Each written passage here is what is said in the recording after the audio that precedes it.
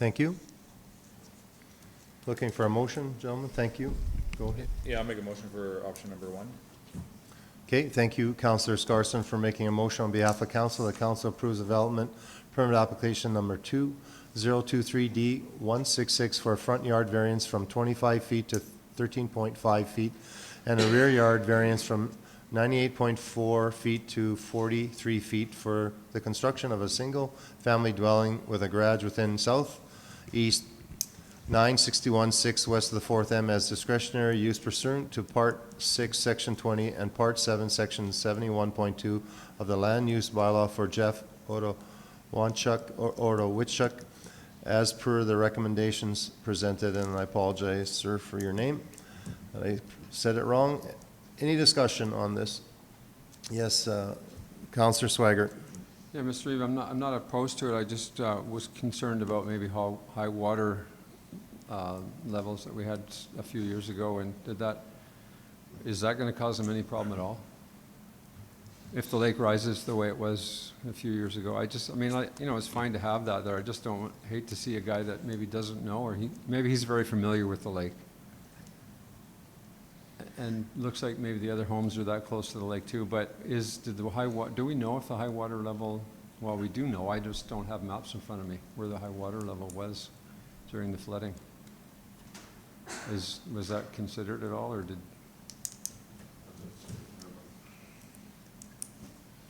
I just hope this guy knows that, because I hate to see somebody, build a house and then we find out, wow, Well, I think he's tearing it down and building a new one, right?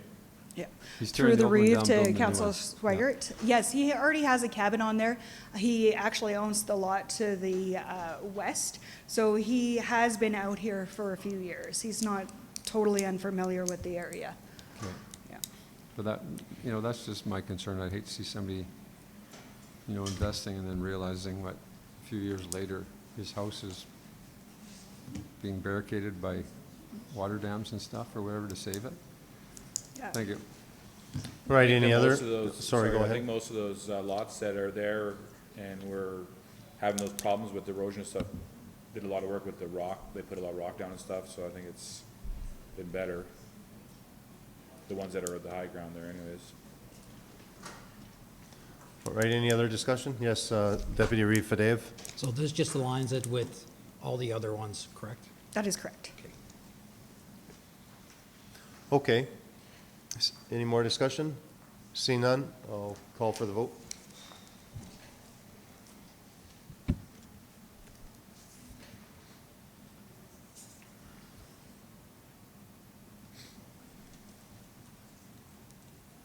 That's carried, thank you. On to 7.5. This is development permit application 2023-D-167 for, I think I spelled that wrong, Lemaloo Holdings, also known as MCS Net. The applicant is applying for a 150-foot freestanding internet tower. The property is located southeast of Township Road 649 and Range Road 461 intersection. Adjacent properties are residential parcels, quarter section remnants. The applicant would like to construct a 150-foot freestanding internet tower to provide internet services to the area. There is one tower within 500-meter radius of the proposed tower, but they will be dismantling and replacing it with this tower. There are no dwellings within the 100% height of the tower, and it is located on agricultural land. The application satisfies the antenna system siting policy 3A.009. Adjacent landowner letters were sent out August 1st, 2023, and we received no response. Recommendation for development application 2023-D-167 is approve the request for a 150-foot freestanding internet tower as a discretionary use as per Part 6 of the General Regulations and Part 7, Section 69.2 of the Land Use Bylaw with the following conditions. Agricultural setbacks as per Section 69.6 of the Land Use Bylaw number 1667, the minimum setback shall be front yard 38 meters from the center line of the adjacent public roads, east side yards and rear yards 6 meters. The development shall comply with Health Canada's Safety Code 6. Applicable electrical permits are required as per the Alberta Safety Codes Act. Compliance with all regulations of Innovation, Science, and Economic Development Canada.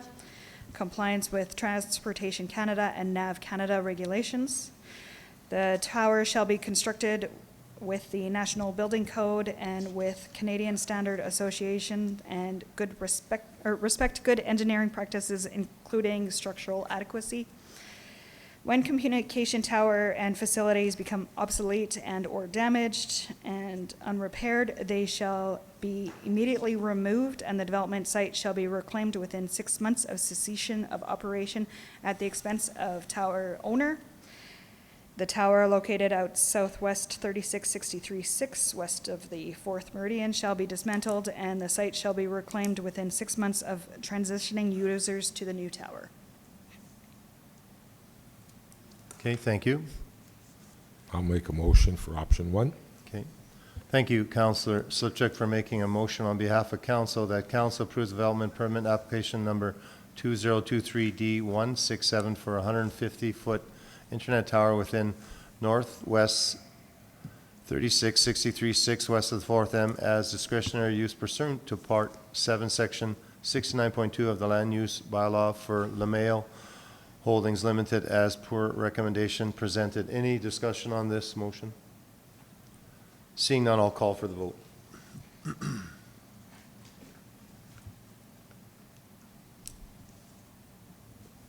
That's carried. Thank you. Thank you. You have a great. Thank you. Well done. On to number 8, subdivision applications, 8.1. Good morning, gentlemen. Good morning.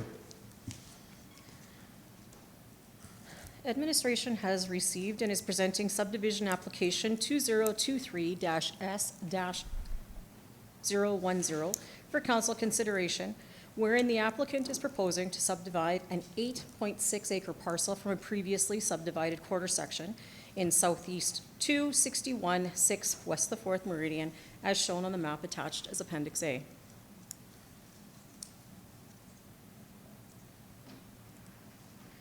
Notification of the proposed subdivision was mailed to referral agencies and adjacent landowners with a deadline of July 18th, 2023 to submit concerns to be considered at the August 22nd, 2023 council meeting. No concerns have been received regarding this application. The application meets all conditions of the Municipal Government Act, subdivision and development regulations, and the Lower Athabasca Regional Plan, Municipal Development Plan, and the Land Use Bylaw. Therefore, we recommend it be approved as per conditions. Number 1, legal and physical access to proposed parcel and remnant. 2, cash in lieu of municipal reserve. 3, real property report. 4, sewer to comply with the Alberta Safety Codes and the Alberta Public Health Act, and taxes to be paid in full. At this time, administration recommends that council approve subdivision application 2023-S-010 to subdivide an 8.6 acre parcel from previously subdivided quarter section for Raoul and Barbara Lapointe as per the conditions presented. Thank you. Looking for a motion? I'll make a motion for option 1. Thank you, Councillor Sipchik, for making a motion that council approve subdivision application number 2023S-010 to subdivide a 8.6 acre parcel from agricultural core section southeast 261-6 west of the 4th M for Raoul and Barbara Lapointe as per conditions presented. Any discussion on this motion, gentlemen? I'm seeing none. I'll call for the vote.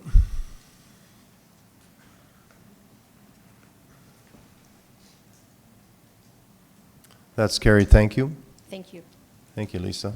And Great Mr. job. Mayor, Yeah, just you had a while- question? Yeah, just Lisa? while you're there, I just want to thank you for all that work you did at Haying in the 30s, and just thanks for inviting us to it, because that's my first trip to Haying in the 30s in Milleg, and it was amazing. I'm glad you attended. It was great to see some of your faces out there. Unfortunately, I didn't get an opportunity to see everybody that was there because I am kind of parked at the south end helping people on and off the horses and wagons and stuff like that, but I did hear that there were some of you roaming the grounds, and I totally appreciate that. Just to give you a brief rundown of the event, we did take in $351,116 within 2 days of attendance at Hagen the 30s.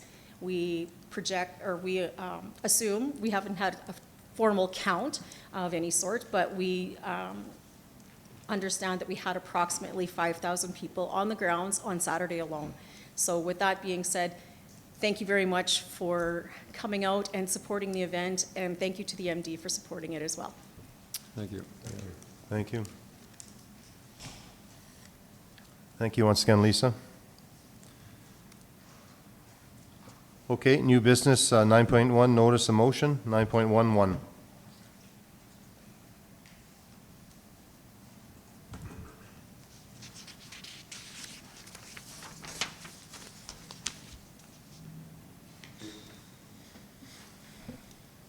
Notice of motion submitted in accordance with section 17.2 bylaw number 1787, procedural bylaw, presented by Councillor Don Slipchuk. This motion, notice of motion is read into the council record on August 22nd, 2023.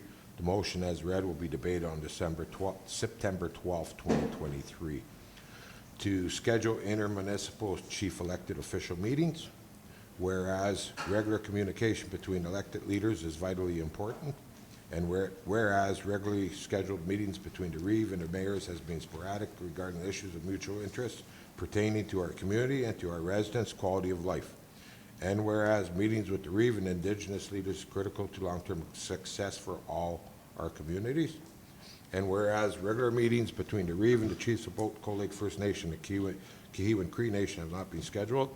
And now therefore be it resolved that council directs the Reeve and the deputy Reeve to schedule regular meetings, preferably monthly, with the mayors of the city of Cold Lake, the town of Bonneville, and the village of Glendon, and with the chiefs of Cold Lake First Nation and Kihewin Cree Nation. Report back to council on matters discussed. Okay, thank you, Councillor Slipchuk.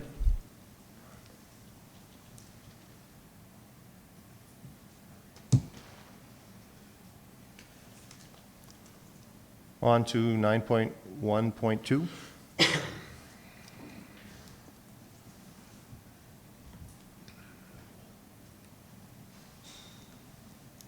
Submitted in notice of motion submitted in accordance with section 17.2 bylaw number 1787, procedural bylaw, presented by Councillor Don Slipchuk. The notice of motion is read into the council record on August 22nd, 2023. The motion as read will be debated on September 12th, 2023.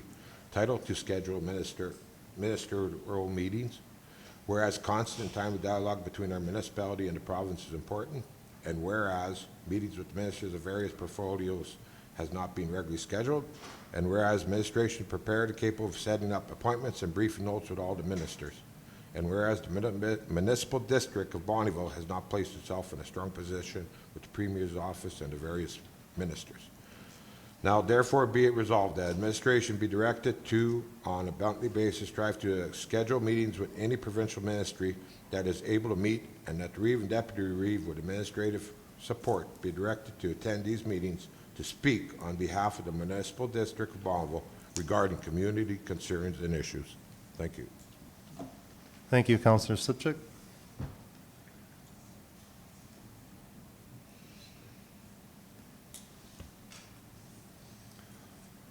Okay, on to 9.2.1. Good morning, Council. Morning. I'm here to present bylaw number 1854, amending Waste and Resource Recovery Management Bylaw.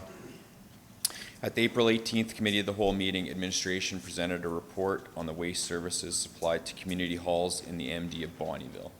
Following the report, administration recommended to the committee to direct administration to draft an amendment to bylaw number 1627, Waste and Resource Recovery Management, stating that upon written request, the municipal district of Bonnyville would supply a waste disposal receptacle to any of the community halls.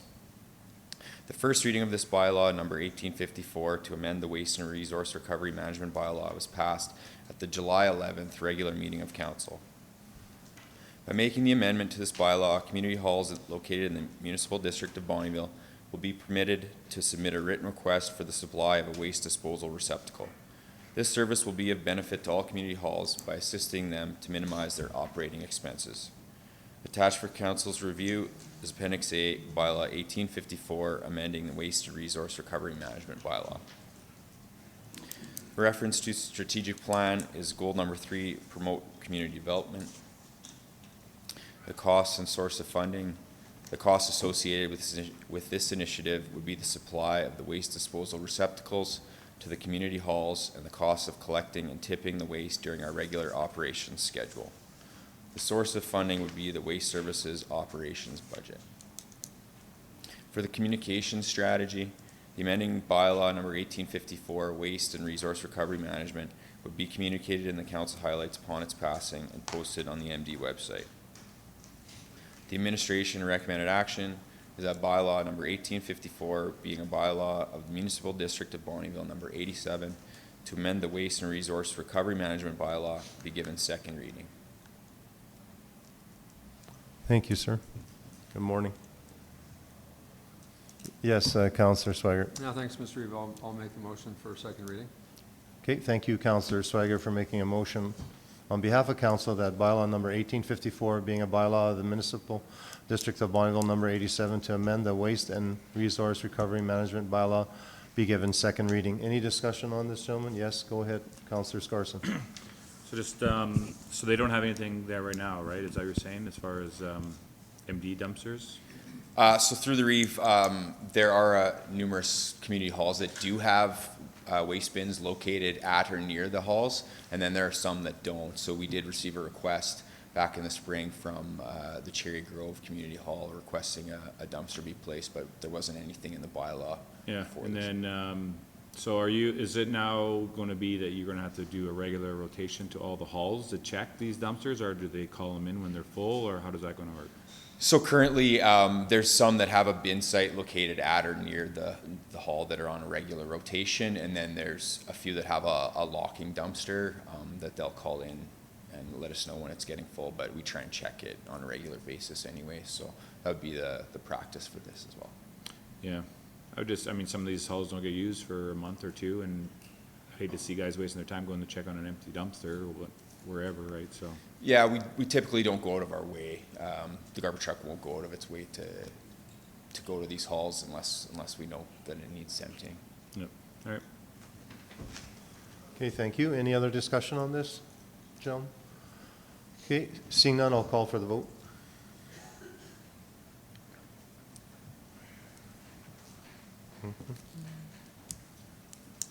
That's carried. Looking for third. Councillor Kraviak. Thank you, Councillor Kraviak, for making a motion on behalf of council that bylaw 1854 be given third reading. Any discussion, gentlemen? Seeing none, I'll call for the vote.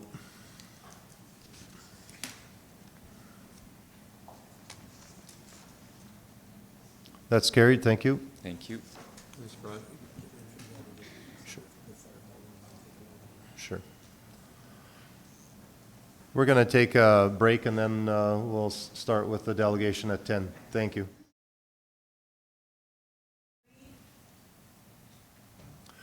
Hey, welcome back. We have a delegation. Portage College are here. Please come up. Good morning. Good morning. Is this on already? I believe it is, yes. Okay, thank you very much. Thank you so much for allowing me to bring some updates from Portage College. I'd also like to introduce my colleague. So I should introduce myself in case people don't know. I'm Nancy Broadbent, and I'm the president and CEO. And Dawn Moore is our dean from the Cold Lake campus. So we will be going through the presentation, and Dawn will have some really up-to-the-minute updates on some exciting things that are happening at the college. So thank you very much Okay. for your time. You're welcome. Mr. Reeve? Yes. I just got to ask you a quick one. It says Bonnyville presentation, and for me, it's a bit of a stickler when you say Bonnyville, not MD of Bonnyville, because even in your documentation through your slides, I wasn't sure if you're referring to the town or the MD, so. Oh, thank You you. can clarify it when you go. Sure, thank you for that feedback. I'm actually doing a presentation for you folks this morning and one for the town this afternoon, so that's my bad, just not being more specific. Sorry about that. So I think the last time I was here, we had just inked our new strategy of for the strategic plan for the college, and I'm happy to report that programs are expanding. We have the highest enrollment that we've had in the history of Portage.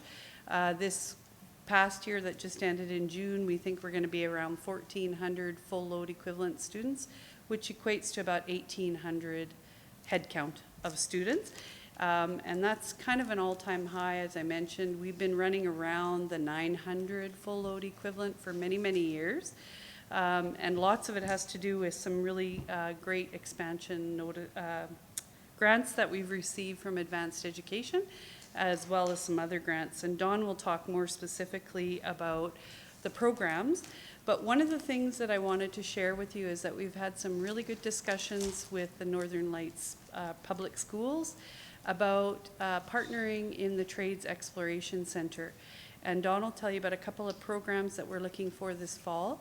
But we're also partnering with Community Futures, your own Scott Kovach, and some others, Chamber of Commerce and others, to host a job fair. So we're going to be putting in a grant to the province to cover a job fair type of event for high school kids to try to get them really looking towards the trades training that we know there's a severe shortage right now and looming to get worse. So that's going to be happening, and as soon as we have dates, we'll certainly share. I think the other thing that I wanted to share more specifically that as the MD that you might be interested in is that we have really stepped up some work around I guess training of employees for organizations like yourselves and others in the community. We have secured Superhost, which is kind of a customer service more aimed at retail. It's something that we've been being approached for by a number of industries to try to, as they're growing into the tourism industry, to get people ready. So that program is ready to go, and I've got some details in the PowerPoint about that. We also have a business micro-credential that's got about 120 courses. They are all about 7 hours in a course, and then you package them together to create a micro-credential depending on what courses you choose. And I've been coming out and talking to municipalities about if there's interest in that or some of our other micro-credentials. We'd be really happy to sign an MOU with you folks and offer that training for free for a number of your staff. So it's some things that I'll follow up with in the future, but I just wanted to call attention to that.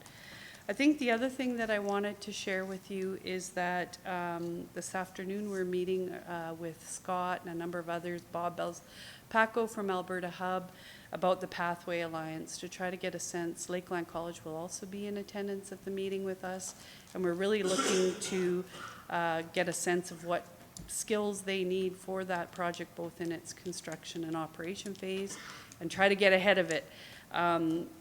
Dawn will share with you that we've Power Engineering is again returned and is on fire in terms of a program, and we expect that to pick up. And I think maybe that's probably a good point for me to turn it over to Dawn and let him give you some updates on some of the programs. I'll just let you step in here, Dawn. Sure thing. Thank you, and good morning, everyone.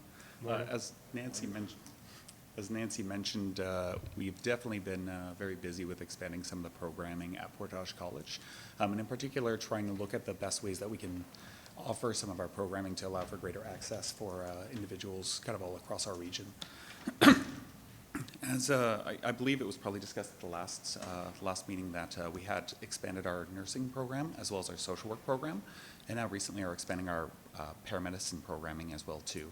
As we know, there's a great deal of need for folks in the healthcare profession at the moment, and very excited to have individuals who are taking more of that type of health training right now. It's definitely an in-demand field. At the same time, we also launched our computer programming and information technology certificate program.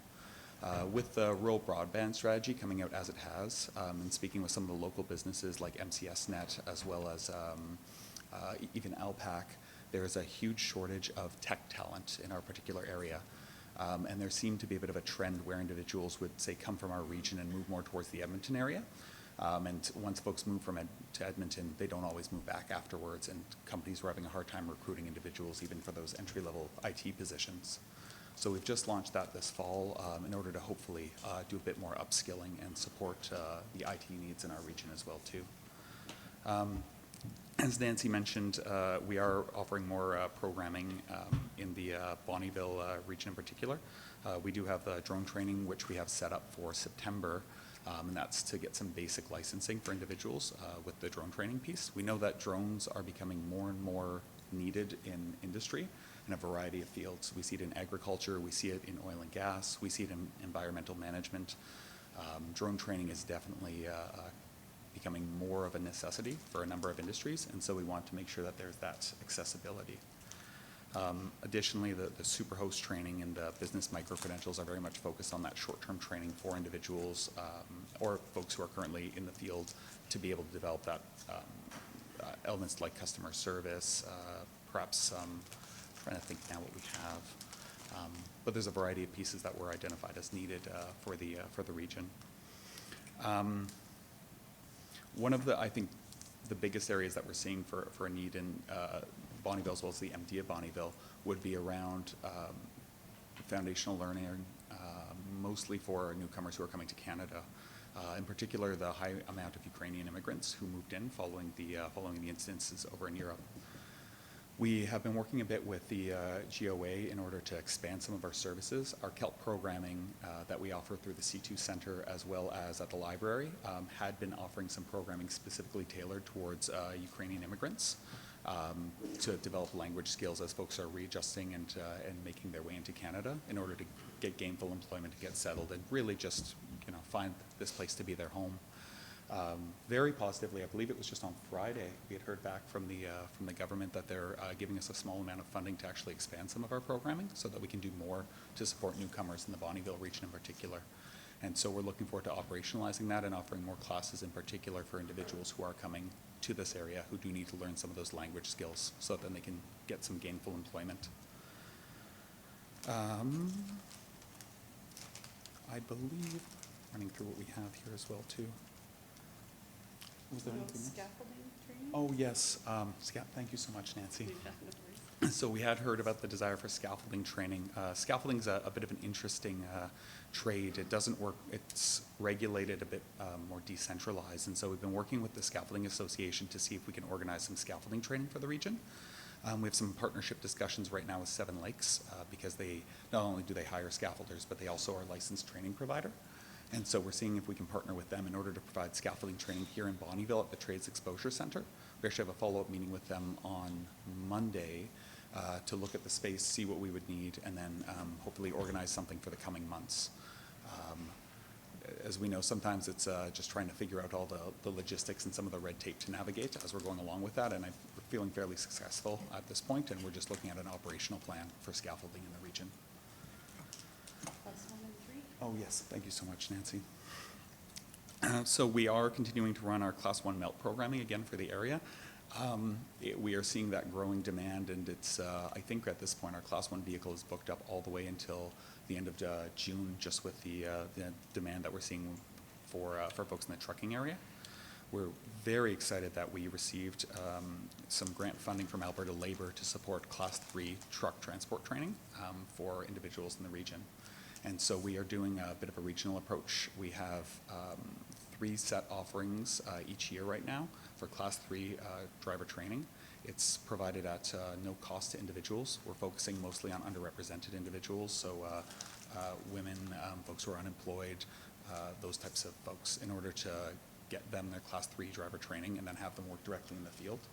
We have some fantastic partners as well too, who are often coming out and honestly meeting the students as they're on the truck because because they just need to hire people to be able to meet some of that need. So it's quite a positive piece. I think the Cold Lake cohort is set to start in 2 weeks, and then we're going to loop around again and run one in this region again, I think around February of next year. But we're definitely seeing some high level of interest as well as some quite positive results from the few offerings that we have run for the Class 3 programming. But truck transportation continues to be a regular need, and we're very happy that we are not only running the programming, but expanding and getting new vehicle and new instructors as well too, to just keep pace with the demand of the industry at the moment. And I think I'd just add that Bonnyville is one of our sites that we've got designated, right? Oh, In yes. partnership for the Class 1. Yes, so some of our individuals that we do have in our training are from Bonnyville, and the Bonnyville site, we can do the testing as well too in the Bonnyville region, which really helps because obviously there's challenges for folks to be able to go off and get that testing. And if we can house it here, then we know that folks don't have to go to Edmonton or another urban center to do that. So right now we have Bonnyville as well as St. Paul and Cold Lake set for our testing sites, and as well as Lac La Biche, right? Lac La Biche we also had approved recently too. Yeah, so that's kind of on the programming. I don't know if folks have any questions. We also are working on some development of programming around the local food and alternative energy pieces. So those are kind of what's new and up and coming in terms of programming. Our heavy equipment operator is back up and running. We actually had a very large cohort sign up in June. And thanks to folks like yourselves, we're able to get the placement piece of that done. So HEO is one of the ones where I think in the past the municipality has been interested in placement. And we also have new people involved in the program that are looking at certification. So if there's folks that you would like to have certified on a piece of equipment, that's kind of what our next business is. Rather than them having to take the whole program, you could send somebody just to get certified on grader operator or that kind of equipment. So we've got all brand new equipment too, which was a really exciting thing that Don and his team worked on. The last thing I wanted to speak to on this slide was just facility master planning. We just did that with our board in June. And one of the things that has happened is it's been a bit of a transformation in our industry, and a number of the programs that Dawn mentioned to you are actually blended, so they happen across the region.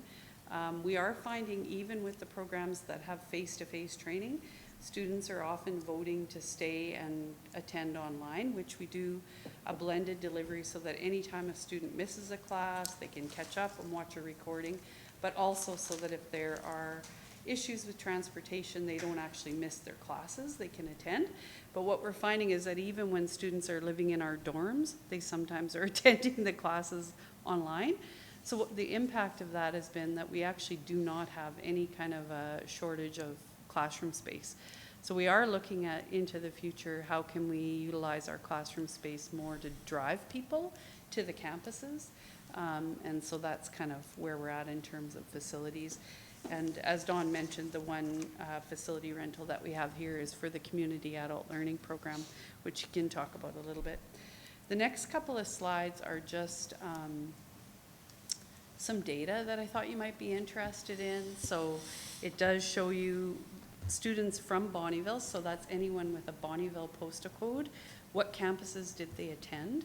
So no surprise, primarily they're attending at the Cold Lake campus, and then secondly, online delivery. Next. Ms. Reed? Yeah. Sorry, can I just ask a question? You skipped Sure. over partnerships with Robert and One Oh, Scout. yeah, What sorry does that about actually that. mean? Yeah, so what Yeah, that thanks. is, so Robert is our cultural facilitator, and some folks I know from your group have been in attendance when we've had events, primarily ceremony. But there are also opportunities that Robert does do outreach work through our public legal ed partnership that we have, where he and the lady whose name is Shelley Jackson from Public Legal Ed can do workshops for the municipality or for others in the community around cultural sensitivity and cultural awareness, Indigenous culture. Yeah, sorry, thank you for that. So then this next one is the top 10 programs that students from Bonnyville are enrolled in. And again, you can see that the health is coming out very strong over the last 5 years. There's no surprise there. And college prep and university studies are both available online. So we are getting a large number of students from Bonnyville in those programs. And when I turn it back to Don to talk about CALP, he'll also give you an update exciting on university studies. All right, this is continuing education, so I think folks know that we do have a continuing education. These are the programs that were ran in Bonnyville in the last academic year. So Class 5, our Class 5 school is another area that's been growing. And I know that some of the school divisions also offer Class 5, and we've been asked, in some school divisions we partner, and others we're kind of competitors.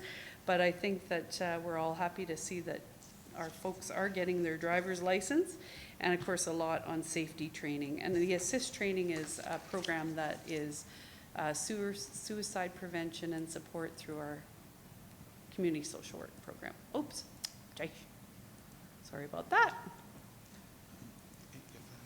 Sure. Sure. I was just going to mention, do you mind if I go back just 2 slides? Sure, go ahead. Just as we're talking about some of the program growth in particular for students in this particular region, our early learning and childcare program is just continuing to expand wildly, and we're hearing more and more of that need even just for childcare across the area. Oh, sorry, thank you. You can tell I don't do these very often. But that one continues to expand quite rapidly. In addition, our college prep, which is like our academic upgrading, high school curriculum for adults primarily, has become far larger as time goes on. And one of the large advantages with having the community adult learning program based out of Bonnyville again is we do have students where if they are taking that type of programming, they can go to the Bonnyville CALP site in order to get support, write their exams. They can finish their whole program without having to leave Bonnyville, which is a great opportunity, I think, for students. The last one I want to talk about briefly, university studies, just as we were tackling that one, was that's an area where we're specifically looking at changing a bit of our delivery methodologies in order to better engage some of the folks from the MD as well as Bonnyville directly. We found that we were not getting as many students into some of our university transfer types of programs as we were kind of aiming for, and did a little bit of a deep dive on that and saw that some of the students were concerned about travel on a regular basis, especially if it was just for, say, a theory-delivered class, or we're looking at degree types of programming as well, too. And so what we did over the last, I would say, year and a half at the college is our university transfer program has created several new partnerships with University of Calgary as well as Athabasca University in order to create full degree programs that students can complete in Bonnyville in the MD as well too, without actually having to leave our particular region. So we do have a number of students now who are exploring getting a Bachelor's of Science, Bachelor's of Arts, any of those particular bachelor's programs without having to leave our area. Exciting on that front is our Bachelor of Nursing program, Bachelor's of Social Work, which is starting this fall as well too. And just trying to create those additional opportunities for folks to get that full degree in our area. So that's one I think we're seeing significant growth in for the Bonnyville region based on how we're trying to deliver and partner. All right, thanks. I just got a couple more here, if I can get to the right slide. We'll get Dawn to talk just briefly about CALP. So there's some data there on online programs again, and you can see Bonnyville is our 5th in terms of enrollment. So maybe talk about the CALP really quick. Sure. So we do have our community adult learning program, and these programs are focused on providing foundational learning opportunities for individuals. So people who are still working on literacy skills, numeracy skills, getting connected with digital skills, or just learning how to be learners again, as well as English language learning, I should say, as well too. We do have a variety of CALPs that we do offer across our area, and the Bonnyville CALP being one of our main areas. We have seen, I pulled some data from our last year through the Bonnyville area. We saw 61 individuals who are regularly accessing services through the CALP program. Primarily English language learners, but not exclusively. We did have a few folks who were there trying to upskill and build up their literacy skills or numeracy skills, often for employment goals or further education goals. One of the quite positive things I would say about the CALP program as well too is some of the new work that they're doing with the seniors in the region, and trying to help seniors get a bit more connected. So they've been working with the senior center here in order to help folks get a bit more connected. I think following COVID, we all realized the importance of having those types of connections and making sure that folks feel comfortable with that as well too. So we did get a small grant to develop a bit of programming and get some tools that we've hosted seniors at our KELP site. And the plan for next year is to actually have some of our staff go to the senior center as well and work directly with seniors to help them get connected and feel comfortable online as well too, because the internet can be a daunting place if you're not if you're not careful. And cybersecurity's at everyone. So yeah, that was really it. There's a slide that gives you a bit of the courses that Dawn mentioned. And next is some data on the KELP. This would be dated though from the information Dawn gave you is more up to date for sure. And that's really it. So just opportunities, I guess, in terms of if the municipality is interested in some of that free training in the business or others, or if you're interested in more information about any of the placements from any of our programs, those are primarily free placement, free labor, and it's a really good way for organizations to sort of get a test run of students and for students to get a sense of what the workplace is like. So that's really it, unless there are other questions or concerns. Yeah, Deputy Reeve Fidel.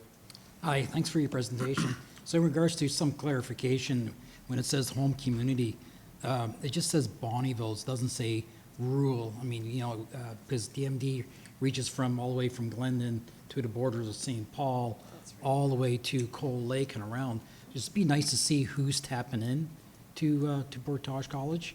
I think that's something that could be probably corrected on So we your can end break of it down by postal code. That's as fine as we can get. So what we wouldn't be able to break out is the people living in the rural that have mail delivery in the community, if that's the case. But we can, I can certainly follow up and get it by postal code.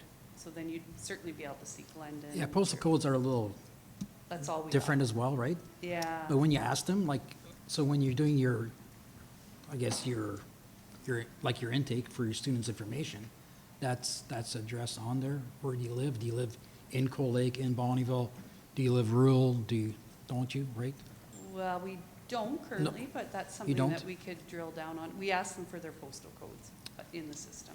Okay. But so, we yeah. could potentially look at a question on our point of entry that says, where are you from? And then it would give us a sense of exactly where they're from. Yeah, because my kids are in rural, but our postal code is Coal Lake. Yeah, I So, know, that's where it's so in regards to the super host training, what does that mean? Is that based on the service industry end of it?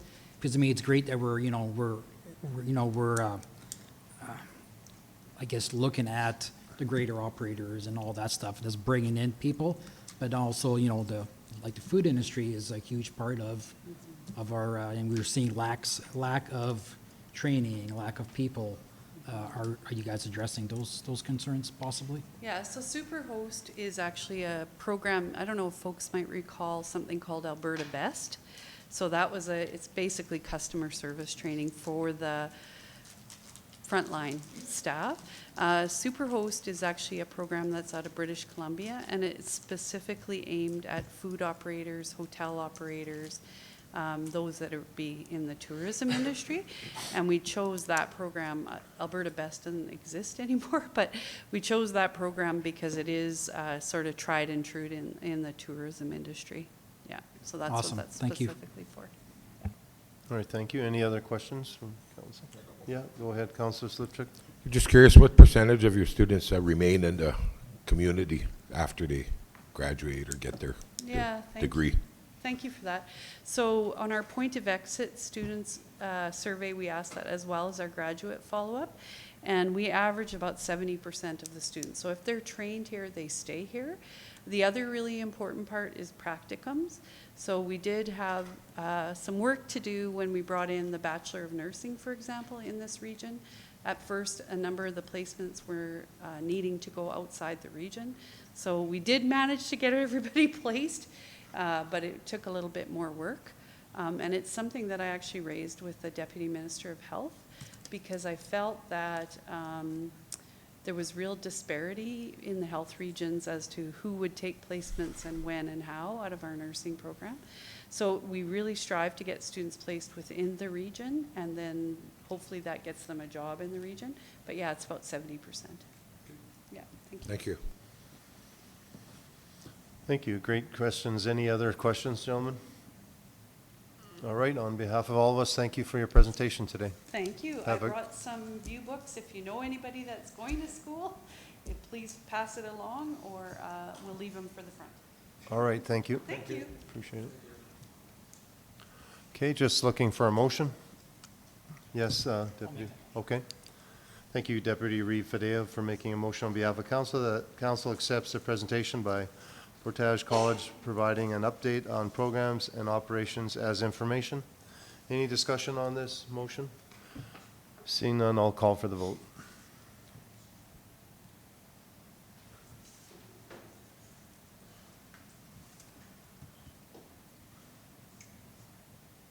Okay, that's carried. And at this time, I'd like to welcome up Community Futures Lakeland.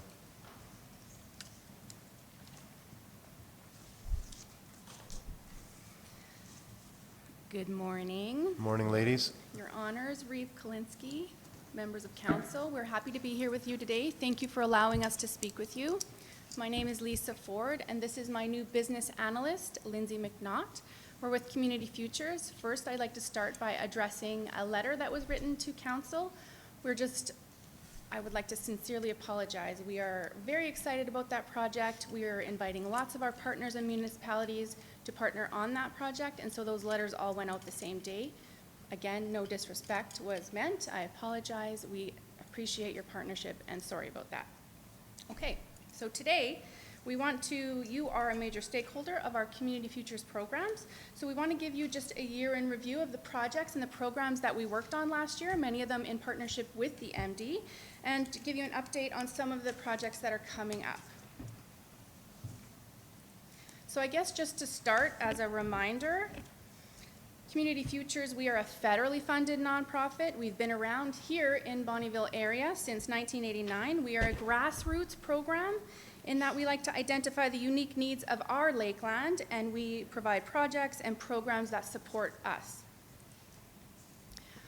So the way Community Futures is set up here, we have our main office in Bonnyville. We have a second office in Cold Lake. We actually just moved down the street from our old office into a new office. It's on the other side of Lakeland Credit Union, so please come in and say hello and check it out. We have a volunteer board of directors with myself. We have a new business analyst, and we also have an office administrator in our office, so the three of us. So of course, the purpose of Community Futures is to help rural communities develop and implement solutions to local challenges and opportunities. We try to create an economic culture that's friendly to promote new businesses, and we want to maintain the existing businesses that are in our region. We want to drive economic growth in our region through building awareness of local opportunities that can support diversification. We achieve these purposes through three main pillars. We give loans of up to $150,000 to start or grow businesses. We give free business training and coaching, and we engage in many local economic development projects. So just as I mentioned, for our loans, we can sometimes fund new business startups and businesses who want to grow that a regular bank may not be able to take that risk on. We can. Our goal is to help small businesses succeed so that our community becomes a better place to live and work. So this is the report of last year. So I gave everybody this year in review kind of one pager. So for the loans that we do, last year we gave out and approved 18 business loans in the region for $708,000, and $665,000 was leveraged by those businesses into their business. So that's over $1.3 million going to grow our small business community. So we're very excited about that. So if you're interested in the current funds that are invested by region, this is a breakdown of the loan dollars that's out in our region by region. Community Futures has in our regular loans $1.9 million out in business loans. We have triple RF loans that we hold as well. There's $1.7 million. So in total, we have $3.8 million out to grow our communities. And there's the graph of the breakdown. Bonnyville has 41%. I think that's just by nature of our main office always being here. Cold Lake is coming up second at 26%, and the MD businesses hold 21% of our loans. We are striving to get into our other communities as well. So the current loan funds we do, if you have a business, send them to us. We have money to lend. We have $2.2 million in our loan funds. We also partnered with the government of Alberta. They have a women's economic recovery money. There's $33,000 in that pot. So if you know a woman entrepreneur, just send her our way. We'd like to see and talk to her. Of course, the second thing we do is free business training and coaching. Any business can come to us anytime for any resources. We'll walk them through a business plan. We'll help them create market research. We can do all that with them. So the results from our last year, our fiscal period is from April until March. So there was 52 businesses that were created and maintained specifically through our business supports. We had over 480 business consultations of people looking for resources to start a business or anything about business planning. And then we had 502 participants go through our business training programs. So we are trying to make an impact. You can see that there's a lot of people. We're raising awareness of Community Futures. And last year, I thought this was interesting, the breakdown of concept new startup businesses. 65% of the people coming to us are looking to start a business. So that's an indicator of the economic climate. This is positive. We're happy that people are still looking to grow despite everything else that's happening. So we also engage in a ton of local economic development. We partner with everybody, including yourselves. We want to build entrepreneurial communities here. We're focusing on sectors that are wealth generating. We work alongside community leaders such as yourself. We implement projects and support value-added activities. We want to expand into new sectors. So this is a report of last year of the projects that Community Futures did. Community Futures ourselves invested over $45,000 into the community for projects. We partnered, we had another $51,000 leveraged by partners such as yourself into those projects for over $97,000 going back into our community in new programs and projects last year. So this is some of the great partners and the projects that we do work on. I just want to highlight briefly that we were working on a project jointly with the MD of Bonnyville for the Beautification Loan Program. We initially did 1 year with you. We had 5 right away. That's what was approved. We did 5 loans. It was great. We had a lot of momentum. And then the second year we had no interest. Despite joint marketing efforts by ourselves and the MD, we put this out. And then another factor that came into play was we have a federal contract with the federal government that dictates how our loan policy, how our loans are. And because of the radical interest rates that happened over last year, our contract with the MD was out of scope. So we canceled the existing program we had just because it's been a year. We had no interest. It's not to say that we're not interested in moving forward. We would just like to structure it a little bit differently. So if you do have interest from MD businesses, we would entertain that. So just so you know. Okay, so one of our strategic priorities at Community Futures is to grow agri-food and agri-tourism in the region. This kind of overlaps with many of the things you're doing in other municipalities. So to satisfy that, we worked on these projects. These projects focus on supporting and connecting our agri-food community to work towards food security. I think this is really important, especially in our area. We work on projects together with the MD, such as Open Farm Days. This is, I think, the 3rd year that we've done it. And this year, actually, despite the monsoon, we had over 900 people still coming out and going to the Open Farm Days of farms that were open. We had 6 farms participating this year, and last year we only had 3. So it's growing every year. We're happy about that. A second project that we work on is called Connect for Food. This links local producers and farmers and restaurants and packaging together. We want to create our own food security here by utilizing the people that we already have in the area. And then another one we're working on is cluster development. This encourages growing the region through local agritourism. We want to partner on such things like big long table events, maybe on the big bridge that you have, like we can do all kinds of things together. We want to bring people into the region and into the area because it's a beautiful place that we have, and we want to share our local food and our local tourism with them. We also champion youth entrepreneurship. I think showcasing to youth that entrepreneurship is an option is important. And so this is the Lemonade Day that we've done. We do it every year. We've done it a couple years in a row now. We had 119 kids that went through our Lemmy University training. This is really important because this training talks to kids about how to run a business, how to set goals, how to market, all the things you need to know with running a business. They get business license for the day. They get all these things, and after they do the training, they're eligible to set up for a stand. So there was 19 stands in Cold Lake. There was 16 stands in Bonnyville. There were 69 kids that participated that day in the lemonade stands. So we're happy to share our information with our youth. This is another project that we are really excited about. Smart Start, the MD did sponsor and support us last year. We have signed on to do this for 3 years, so this will be our second year coming up. This is an 8-month entrepreneur development program. It provides online business training through GoForth Institute. This is a well-established and recognized leader in online entrepreneur training. There are 11 live workshops for our entrepreneurs in the program, and these are hosted by local experts in our area. We have local accountants and lawyers and insurance, all of these people. We want to build cohorts and support these new businesses coming up because it's really hard for a business owner to survive after 3 years. So we want to give them the tools that they need to survive right away. This is a relatively low impact for us to do this training, but the long term for that business is exponential. They're going to hire people, they sponsor other little leagues, they do all these things. We want to build that community together. The best part of this program is that it provides mentorship. It connects these local entrepreneurs with an existing business owner that will walk through a business plan or a strategic plan with them. So this is such a good program. We love this program. We're doing our second round. It's going to start in October. We're receiving applications right now for mentors and entrepreneurs. So if you know anybody interested, please send them our way. And then the final project that I just wanted to talk to you about is the Power Up North Entrepreneur and Economic Development Conference. This is a conference that moves around the Northeast Alberta.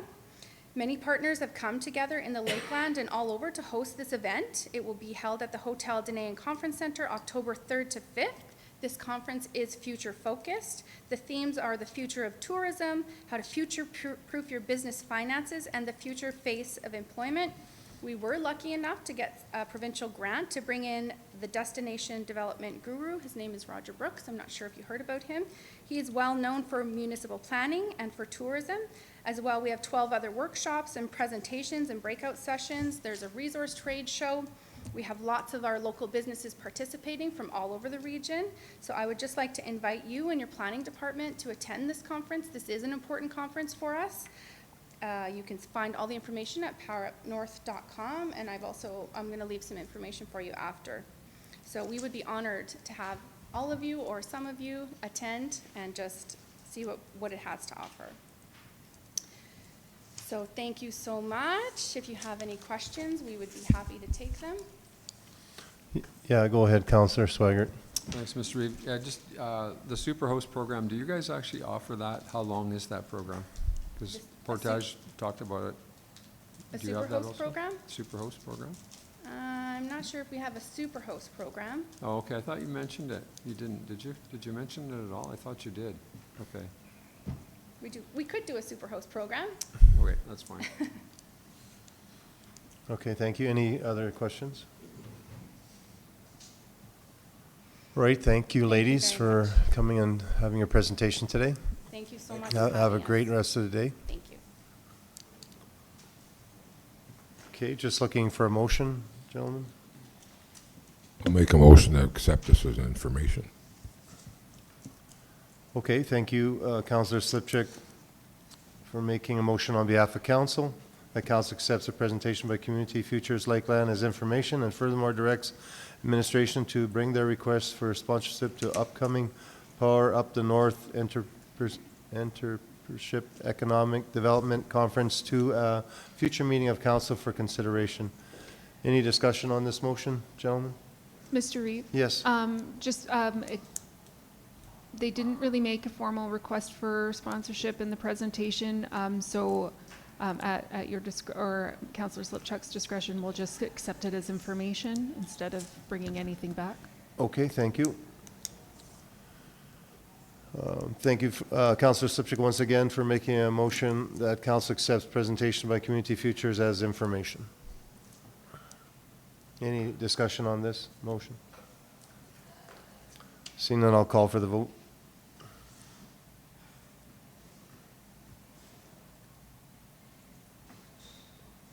That's carried, thank you. I guess we're on to 9.2.2. Good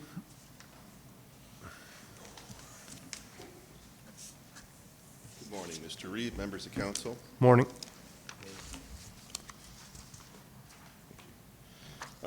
This concerns the Cherry Grove Fire Hall feasibility report.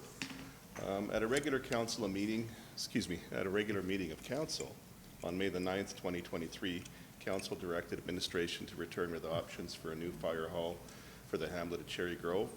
By using the designs of our two most recent fire halls in Ardmore and Fort Kent, both commissioned in 2019, and the LaCorey Fire Hall's water capture system, administration has developed a cost report which provides council with options for adopting either design for Cherry Grove, excuse me, in 2024 dollars. Both building options lean heavily on infrastructure services who can provide some of the initial project needs, such as clearing land, preparing roads and approaches, and excavation and placement of sewage and water systems on the exterior.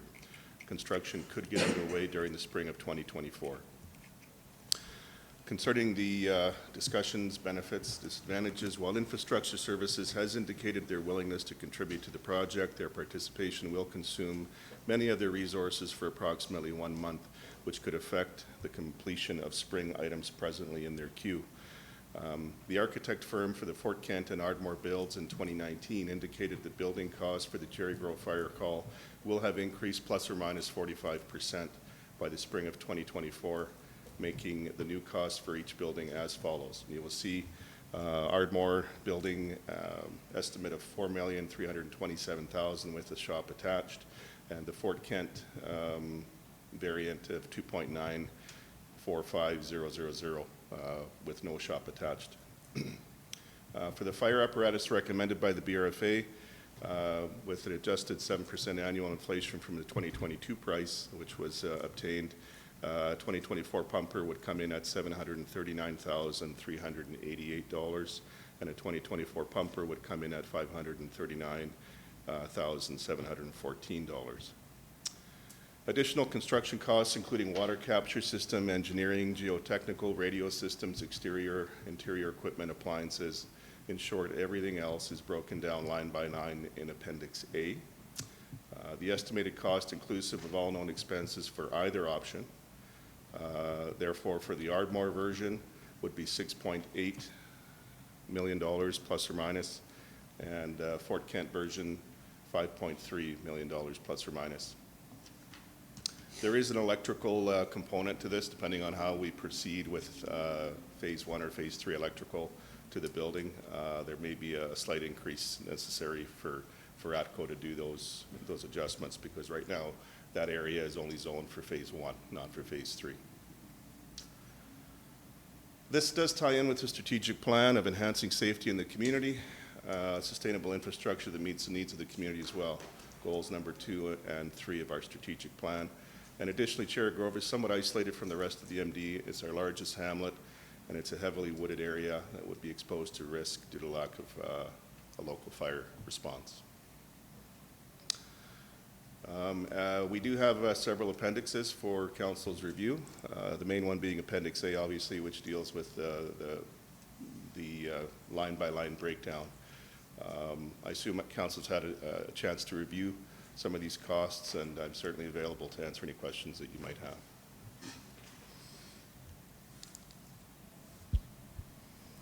Yeah, Councillor Crick. Do you know what the time from the Cold Lake Fire Hall to Cherry Grove is currently?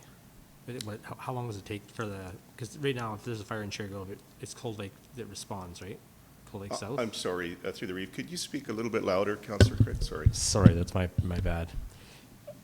Right now, if I understand correctly, it's the Cold Lake South Fire Station that would respond to a fire in Cherry Grove, and I'm wondering what the time frame is for them to get from there to Cherry Grove. Through the reeve to Councillor Craig, that's a good question. I don't have that information. I'm sorry, I don't have that information.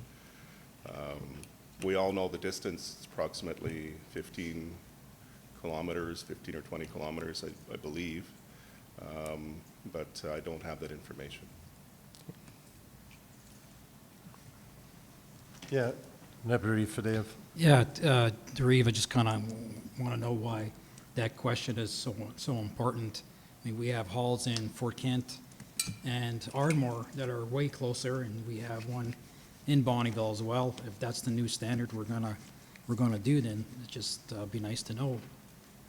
But I mean, we've had some fires with total losses, and residents are sitting there watching these fires go down, completely helpless. And I mean, it's vital. I mean, there'd be a lot of questions to why should we keep other fire halls in service now? Yeah, Councillor Slipchuk. Yeah, no, I think it's very crucial that, especially what we're seeing this summer over in Canada with fires and all, everything, I think it's very critical that we pursue this option to get a fire hall going in Cherry Grove for just peace of mind, even for the residents, and quicker response time. Thank you.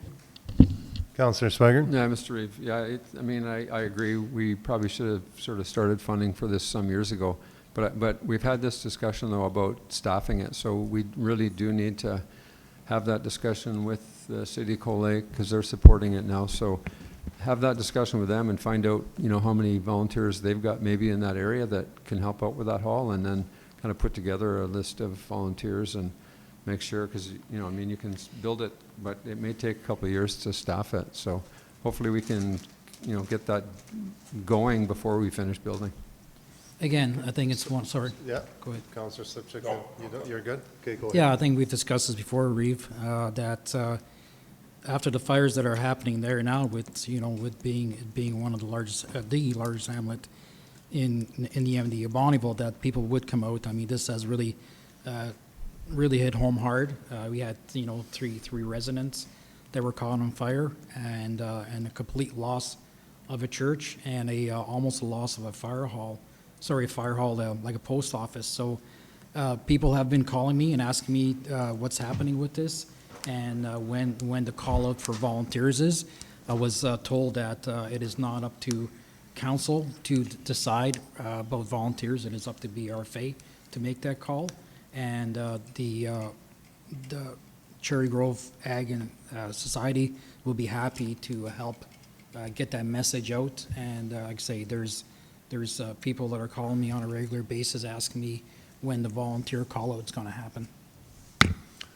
Okay, I talked to the chief myself the other day. He had a volunteer, they cooked a thing on behalf of the church there. They had a barbecue, and he said it's overwhelming that the people that are asking about it. So I think if we do build this, I don't think volunteers are going to be a problem.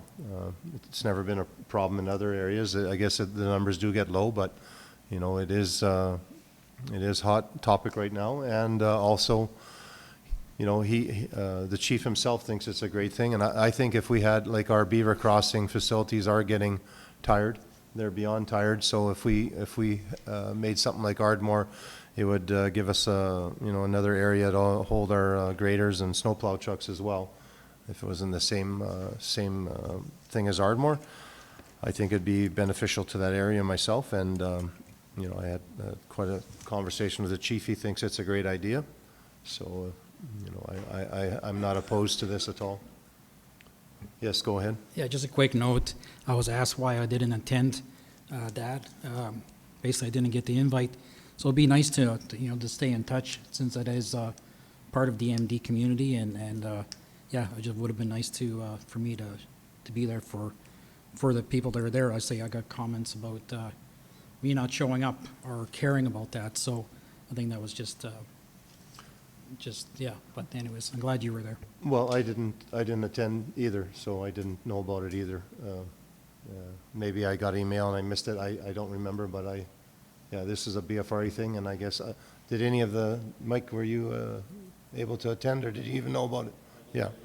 I just think, I think on behalf of the chief, and, you know, they were called out, and they just went and they're going to attend a barbecue, and then they just decided, well, we're going to do the barbecue for the people on behalf of the BFRA, so I think good on them.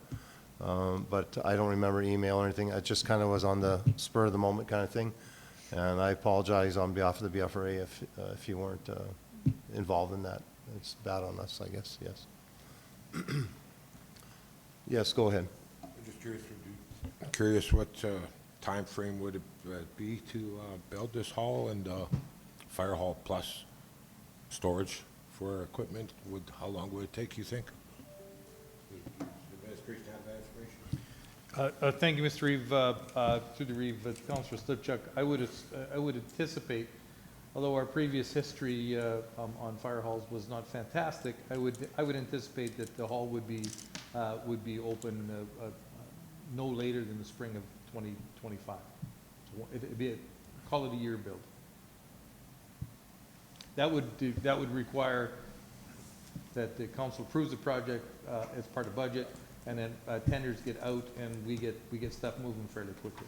I think actually it could be done quicker than that. It's not that big of a building, but I would suggest that spring of 25. Yes, Councillor Swaggart. Yeah, Mr. Reeve, I'm not going to beat this one up, but training of firefighters is important. And you said we haven't had issues in the past. We have had issues in the past, and so if we're going to do this, we got to start now talking to the city of Cold Lake, because they're going to get trained in Cold Lake or Bonnyville, but probably Cold Lake because they're closer. So you got to put the word out now and get them on training, because it's not it's not a 1 month training program. It's over a year. But I think you need to have the thing in stone before you start the training. Not necessarily. I mean, Okay. why not have trained firefighters that are there because you don't want to build a hall and then not have anybody to. You're going to say you got lots of people. Well, you might have lots of people, but if they don't have any training, what are you going to do? They can't just hop in and drive away in a truck. So Reeve, so my suggestion is, do we just go out there and train everybody and then get everybody hopes and dreams up that they are going to get a hall, and then council doesn't approve it? Then what? Right? It just doesn't make sense. There's a process. The process is, first of all, it has to start with us to approve it, and then it's up to BRFA to get the volunteers out. Like say the community will be, they'll help. The hall will help get the word out, and then we'll deal with it from there. Mr. Reeve, I Yes, agree. go ahead. There's a process, but let's plan for a fire hall, and we approve it, and we'll say it's okay. It's a 2-year process or whatever. That gives them 2 years to train. And if you think it's going to be a 1-year process to build it, then go ahead and prove it. But you got to get these guys trained. I don't want to build a fire hall and then not, and then you're waiting for another 2 years to get guys trained to use it. So just follow, have those discussions with the city of Cold Lake and Fire Authority, and make sure that we're on track with training. Okay, I did talk to the chief and to get me a meeting with the city of Cold Lake chief there and their staff just to have a little meeting and talk about it. Probably big concerns maybe from Cold Lake Fire Department is that if we built this, that we'd maybe stop funding or take trucks out of the Cold Lake, out of their halls in Cold Lake, and I don't think that hasn't crossed any of our minds. No. We just trying to make it stronger out there, so there's someone that, the city of Cold Lake can fight with in their area. They don't have the closest hall maybe is Ardmore or LaCoria, I guess, would be their closest halls. So to have one in Cherry Grove in that corner would be, they help us and we'd help them, but we're not going to take any funding out of the Cold Lake from the MDs, from the city of Cold Lake's fire department. Yeah, go thanks ahead. for addressing that, Reeve, because the most dense population for urban rural are around the city of Cold Lakes, where all the subdivisions are. And another thing is, we have the ridge that's right on that line, Right sorry, north of there. at Canuso. So again, that's something that should be looked at as well. Not only is it for the residents, but it's also for our investment that's there as well. Okay, thank you. Any other discussion on this? And Mr. Swaggart, I'm not against training. Like if there's training, We should get the word out, and I'll talk to the chief, and we should get the word out about training, but we almost need this in stone before we get too excited about the training, but it's not going to hurt to start getting it out there. Any other discussion, gentlemen? Okay, thank you, Louis. Appreciate it. I think we're up next again. Yeah, 9.2.3. I needed sorry. We need a motion? Yes, go ahead. Okay.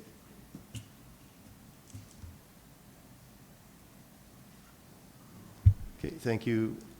Mr. Reeve, if Yeah. we could just get clarity on which motion was made, and then if it was option 1, if you'd like to proceed with design option A or B for Ardmore or Fort Kent. I mean, I don't think we should go with the design option. We have the designs already, but it's just a matter of the funding process. Is this going to get approved for budget?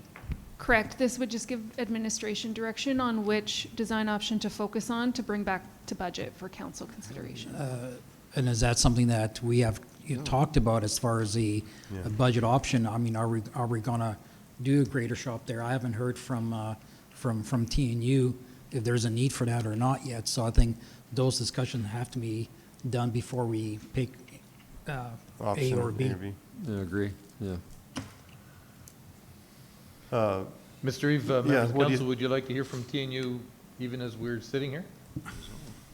If they're ready for it, sure.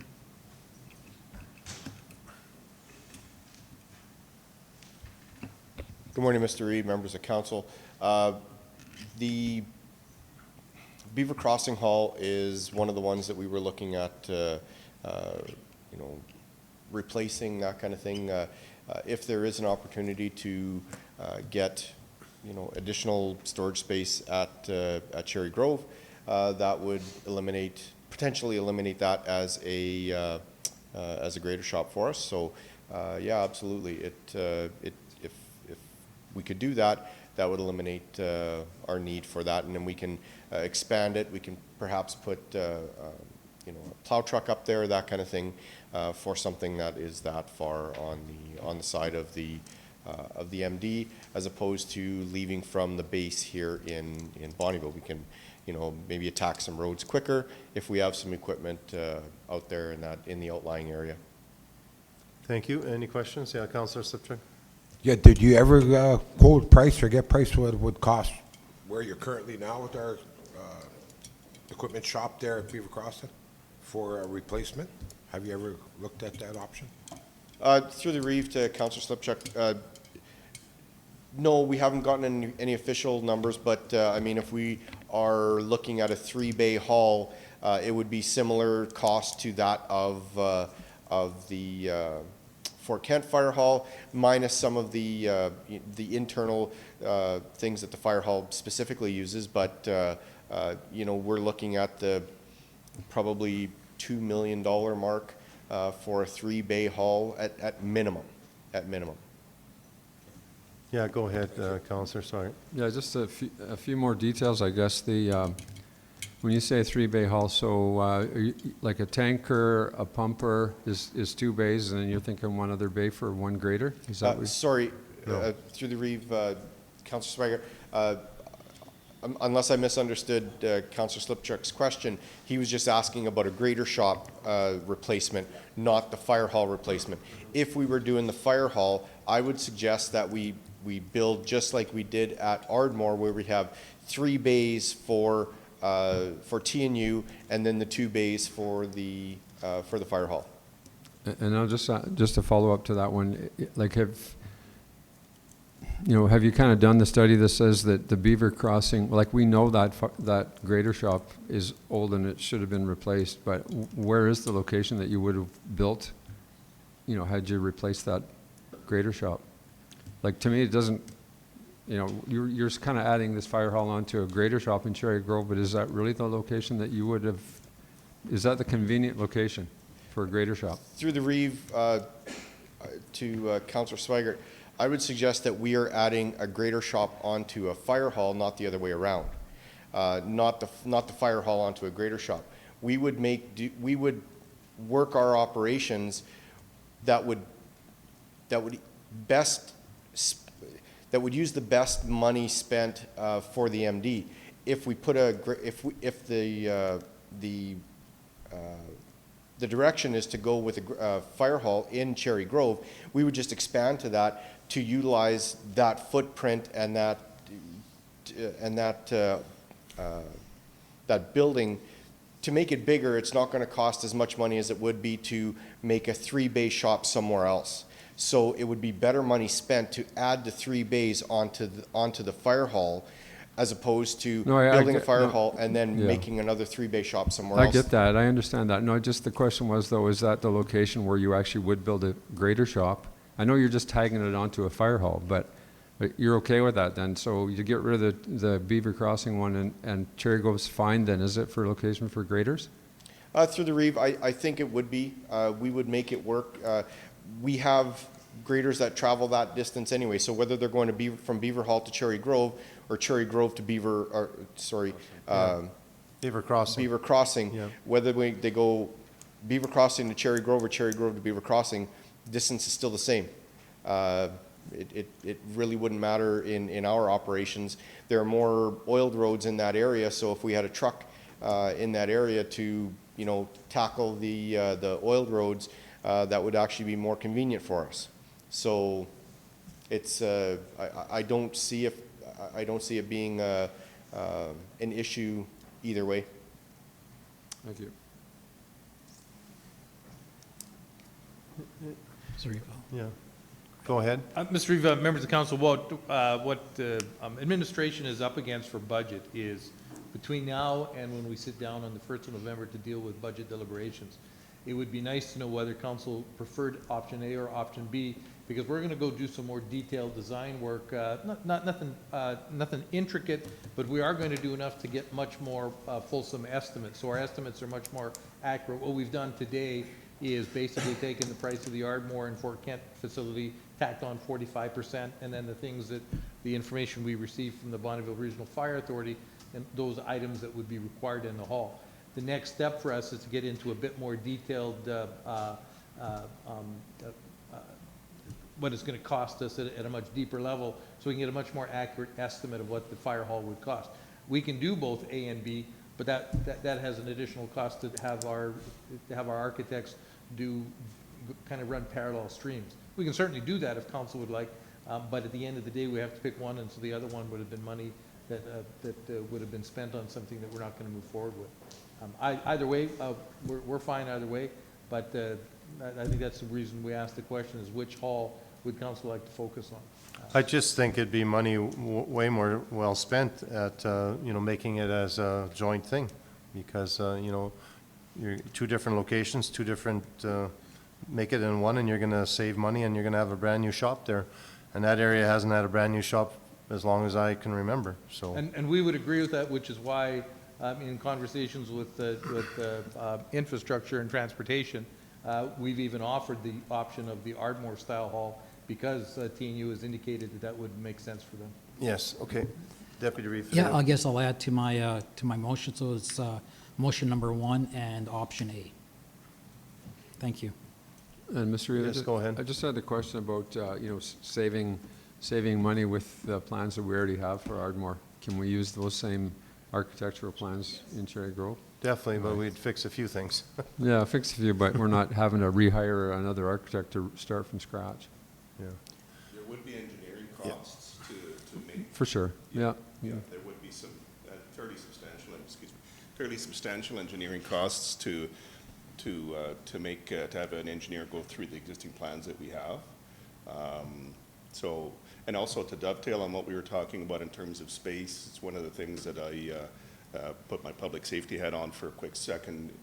We'd also might be interested in a little bit of space on the east side of the MD as well, potentially have an office or some kind of a situation there for public safety, so that they can spend more time in that part of the MD as well.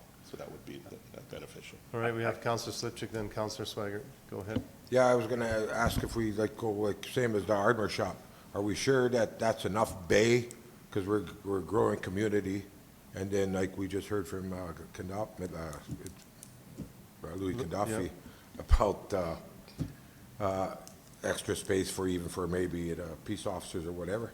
But are we sure that we got enough space for equipment for down the road in 5 years? Maybe we're better off to make sure we got a bay and utilize and get the cost now, because costs keep going up on everything. So Mr. Reeve, I'll answer that question by saying we could absolutely build for the future 25 years out. The problem is we start, the numbers will get to the point where they become problematic. Even at this current building, the Ardmore style building will come in, just shy of $7 million is a big number.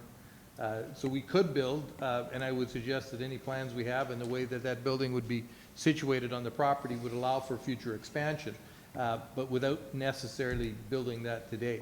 One of the engineering challenges that we're up against with this potential hall at Cherry Grove is that there's no water. So we're having to design into this facility a cistern, either 5,000 or 10,000 gallons, so the trucks can come back and fill up with a cistern that will be trickle fed back through a well. We didn't have that issue at either Ardmore or Fort Kent because they're both on the water line. So this will be the unique difference between, even though the buildings may look identical, how we get water into the building and into the trucks will be a bit different. We just can't hook up off the water line like we can in Ardmore. We're going to have to, and so that's built into the price on some of these things, but we are looking at some additional costs because of the cistern issue. We just don't have water out there, and I don't see it anytime in the future that we're going to be running a water line into Cherry Grove. We've discussed that in the past. So that's kind of the engineering challenge with this building is what does that cistern look like? Is it going to be underneath the floor? Is it going to be an external cistern outside the building? That's quite popular in some places in Alberta. We're not quite sure what that looks like yet. Thank you. Yes, Councillor Mr. Sawyer. Reeve, the location and the land, we actually know where this will go? We have some land? Yeah, it's in your thing. For the side there? Yeah. Thank you. It's, we do? It's Okay, just thanks. east of Cherry Grove on the road that goes towards the ski lift, right? Correct. Thank you. All right, I'll read this motion, and then if there's any more discussion, we'll go from there. Thank you, Deputy Reeve Fideo, for making a motion on behalf of Council. The Council directs administration to bring back Cherry Grove Fire Hall project to the 2024 budget deliberations using the design and cost estimate for option A. Any discussion on this?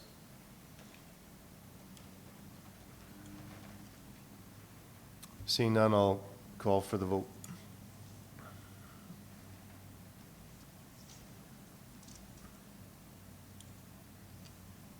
That's carried, thank you.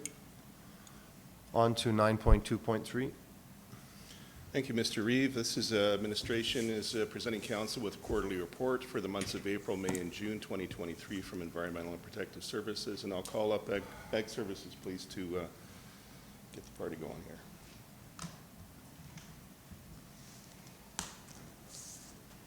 Good morning, Mr. Reeve, members of council. Morning. Good morning. I will be presenting the second quarter report for each of our agricultural services programs. I will start with our beaver reduction program. So far, 203 beaver tails were brought in by landowners for the first half of the year. Internally, we trapped 23 from culverts on our roads. We opened 7 large dams mechanically and hand-opened an additional 43 non-accessible dams. As per our agreement with Alberta Ag and Irrigation, we completed an additional 98 rat inspections for the second quarter for a total of 539, completing our first round for the year. Just a reminder for Richardson ground squirrel control, strychnine has been just deregistered and can no longer be used by our producers. We now have an information sheet available containing alternative options such as zinc phos, Rosol, and ground force. Our rental equipment went out on 36 occasions from our satellite stations and 106 rentals from our local shop location. The Shelter Belt program was a huge success, offering trees online again this year. We completely sold out once again. In collaboration with our communications department, the planning and development team, and the Lakeland Bee Club, we hosted an ABCs for backyard bees. This workshop was very well received with 32 people in attendance. We focused on keeping the bees healthy, disease-free, and the swarming of bees. We also discussed the permitting process and the legislative requirements for recreational beekeeping. This year, we hired 3 weed inspectors to help our prohibited noxious and noxious weeds in the MD. Most of May was extensive training for these 3 weed inspectors. They then continued on with the inspection of all industrial sites, oil field, and then move on to private lands. At the end of June, we had inspected 286 sites, and with numerous weed infestations identified and controlled. We had a delayed start to our mowing program this year with little moisture in the spring. We mowed 550 kilometers, including arterial and collection roads.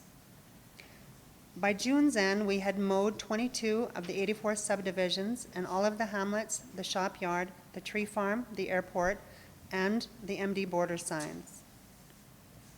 The nice weather at the beginning of the season allowed for a great spray season. 682 kilometers of roadside, as well as 6.4 kilometers of fence line were sprayed. We then continued onto the roads that had been brushed in previous years, controlling the suckers and the regrowth. Our fence line clearing program had a slow start this year, with only 1.25 miles qualifying for the program. The MD encourages producers to clean and test seed, which prevents the establishment of noxious weeds and crop disease. The Bonnyville Municipal Seed Cleaning Plant reported they had cleaned 166,033 bushels of grain to date. The plant has also been doing some repairs and upgrades within the facility. Our Ag Service Board met in June. 12 resolutions and 3 emergent resolutions were graded and will be brought forward to the conference in January, which will then be elevated to the provincial government. The topics such as shortages of large animal vets in Alberta, solar farms being constructed on prime agricultural lands, weed maintenance on provincial highways, and support for agricultural disasters, and several other elevated concerns were brought forward. We received 257 claims for the total of $54,219 for the second quarter of our VSI program. And that concludes my second quarterly report, and I'm open to any questions. Councillor Slipchik? Yeah, you say you mow at the airport at the airport. How often do you guys mow north in the industrial park of the airport, right directly north beside the airport? Do you guys mow that? Through the Reeve? Yes, we do. We'll do it twice a year. Our industrial subdivisions are done twice annually. Okay. So when's the first cut and the second cut in that area, please? Our first cut would have been early June, yes, and the second cut is probably being done now. Okay, thank you. Councillor Spigert? Yeah, I just want to thank you for spraying the grasses and the weeds that were popping through the paved trail in Ardmore. And so, yeah, that's an asset that we want to maintain, and I hate to see a trail disappear. And that really helped. Thanks. Through the Reeve, we really like to have all the eyes we can out there. There's only a few of us looking for the weeds, so thank you for bringing that forward. All right, thank you for your report. Have a great rest of the day.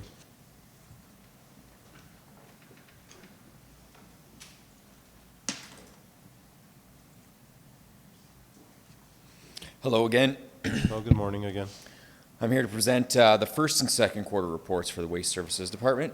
Starting off, here's a list of the landfill visitors to each of the sites over the first 2 quarters. As you can see, the number of visitors to each of the sites was nearly twice as much in the second quarter when compared with the first. With the Beaver River Regional Waste Management Commission, waste hauling has continued as scheduled. The new compactor trailer was finally put into service on January 20th after over a year of delay and failed equipment. The The Cold Lake landfill waste account has been well received with both residents of the MD as well as the City of Cold Lake staff. As of June 30th, 155 accounts had been registered. In January, we purchased plastic lumber, which was manufactured from recycled grain bags and post-consumer plastics. This lumber was used by one of our talented staff to build some 36-inch long planters to put on display at campgrounds and other MD facilities. This initiative was created to showcase the circular economy of our ag plastics recycling program. On February 1st, a request for quotations closed for the supply of a UTV to be used at the Ardmore landfill. The supply of the utility vehicle was awarded to Extreme Equipment. On February 15th, a request for tenders closed for the supply of 30-yard roll-off bin servicing. A 3-year contract was awarded to Seven Lakes.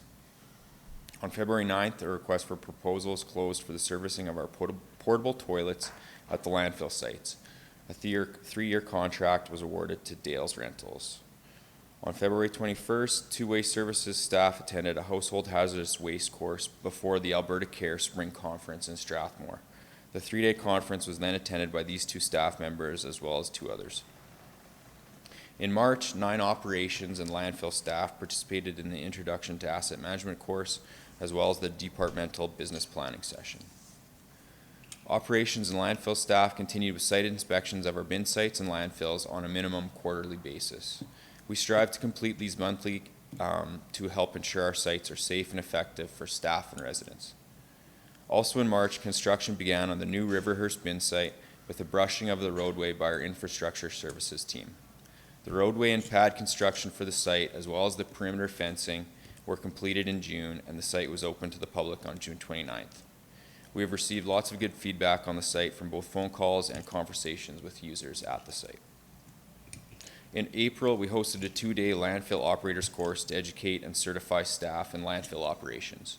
9 MD staff attended, as well as 5 other attendees from across northeastern Alberta. Also in April, our waste services team rolled 20 bales of grain bags, which were collected from local producers. In May and June, the roadside cleanup program took place with 23 nonprofit groups participating. The groups combined to clean over 300 kilometers of MD roadways, and $24,609 was paid out for their efforts. Also in May, the supply of the automated gate system for the Ardmore landfill was awarded to Phoenix Fence. In June, the overhead power line at the LaCorrie Town bin site, situated beside the old fire hall, was relocated underground. This removed the overhead hazard our garbage trucks encountered 3 times per week, and also allowed us to place an extra bin at the site for cardboard recycling. Also in June, the barbed wire fence at the entrance to the Goodridge landfill was rebuilt wider to allow for more room to plow snow. And lastly, rounding out the quarterly report, solar lighting was installed at the Moose Meadows bin site and the new Riverhurst bin site to help deter scavenging and increase the safety of residents using the site. Okay, thank you. Any questions? Great job, thank you. Thank you.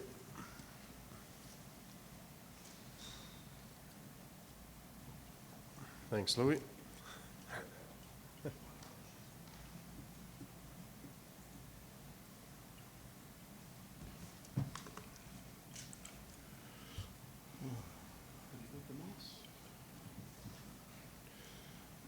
All right. Good morning again, Mr. Reeve, members of council. This is the second quarterly report for public safety. The dates in question are from April to June of this year. So first slide shows primarily where our, did I get the mouse? First slide shows primarily where we're spending the majority of our time. We've got some, this is crime prevention time, crime prevention patrols to fire halls, to campgrounds numbered 175. Fire halls, there was a total of 6 patrols, greater shops 36 patrols, bin sites 145, landfill 105, Kinnessoo Ridge 7, and community halls 59. So once again, these are just their crime prevention patrols that we conduct throughout the MD. Next slide, please. If there's any questions, please just interrupt and I'll be happy to stop the presentation. Concerning our industry partners that we partner with, second quarter of 2023, we delivered 293.5 hours of patrol services to our industry partners on a fee-for-service basis. Most of that takes place in wards 4 and 5. It's a lot of time spent in those areas conducting industry patrols. And next slide. During this quarter, MD Peace officers conducted 85 commercial vehicle inspections, resulting in 25 vehicles being placed temporarily out of service. 16 violators were also apprehended, driving overweight vehicles on our MD roads during this quarter as well. Next slide shows the ratio of tickets. We've got bylaw tickets numbering 16. Provincial tickets, these are charges, 470.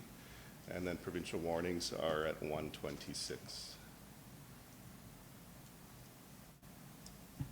Next slide shows our patrols broken up by time, kilometer, and number of visits to the various wards. You'll see that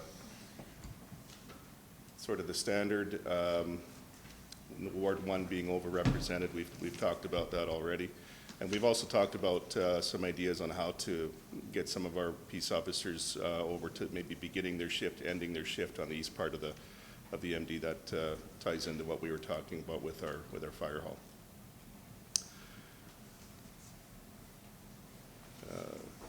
Just moving along here to the next slide. Typical calls, dog control and livestock, very standard, basically the same general numbers. Unsightly properties are down a little bit. Parking complaints, noise disturbances, you'll see that ATVs are also down a little bit this year. 2020-21 numbers, if you recall, those were the COVID years, and when we had a lot of people out recreating kind of on their own, on off-highway vehicles, so that's why more than likely those numbers have come down. Garbage complaints and loose load, we have not received any complaints this quarter. And then traffic complaints seems to be increasing a little bit. We were quite busy dealing with speeding and complaints of that nature. So our stats seem to be a little bit down this quarter, but I wouldn't expect that to be the case moving forward. It just happens sometimes where we get a little bit of a blip. So next slide, please. Petty trespass. Again, this is to open space, not to buildings. Just 2 complaints that have come in this quarter that we've investigated, both successfully, no issues. And next slide, I think we're looking at unsightly properties as well. 13 unsightly property complaints have been responded to this quarter. That's a fair bit, a little higher than normal. Finally, School Resource Officer Program presented over 298 courses to over 5,000 students during the second quarter of 2023.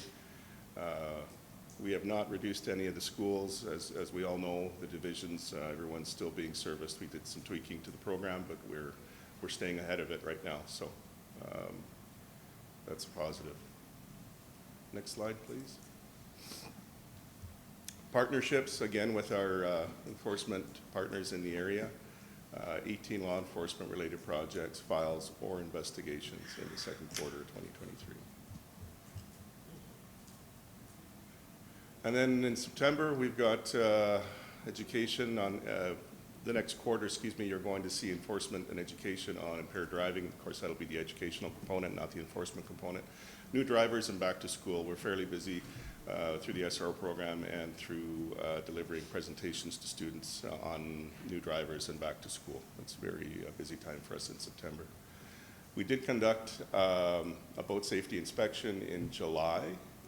The results were very limited. It was not a perfect day for us to be there, but in order to get media and the comms department and everybody engaged, we had to pick a date, and so the date we picked, unfortunately, was fairly windy and a little bit overcast.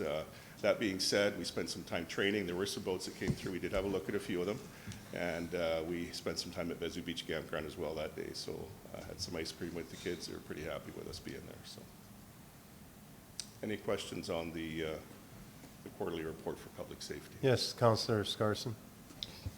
Yeah, so you're focused on industry. Just curious, so when you were pulling someone over, you say a fee for service basis, so is it based off of, like, do you ask the drivers who they're working for kind of thing, and then base it off of that? No, through the reeve to Councillor Scarsden, what it is we've got some industry partners in the area who fund portions of a position for us to help them with their safety mandates. And so as a result of that, we spend time in their respective areas educating and conducting enforcement as well on some of the contractors and some of their own staff that they have on strength there. So we spend time looking after, you know, the various companies. If we pull over a vehicle that belongs to a certain company in a certain area, that goes towards that time that we're talking about. So you don't ever ask them who they're working for, like as far as which producer?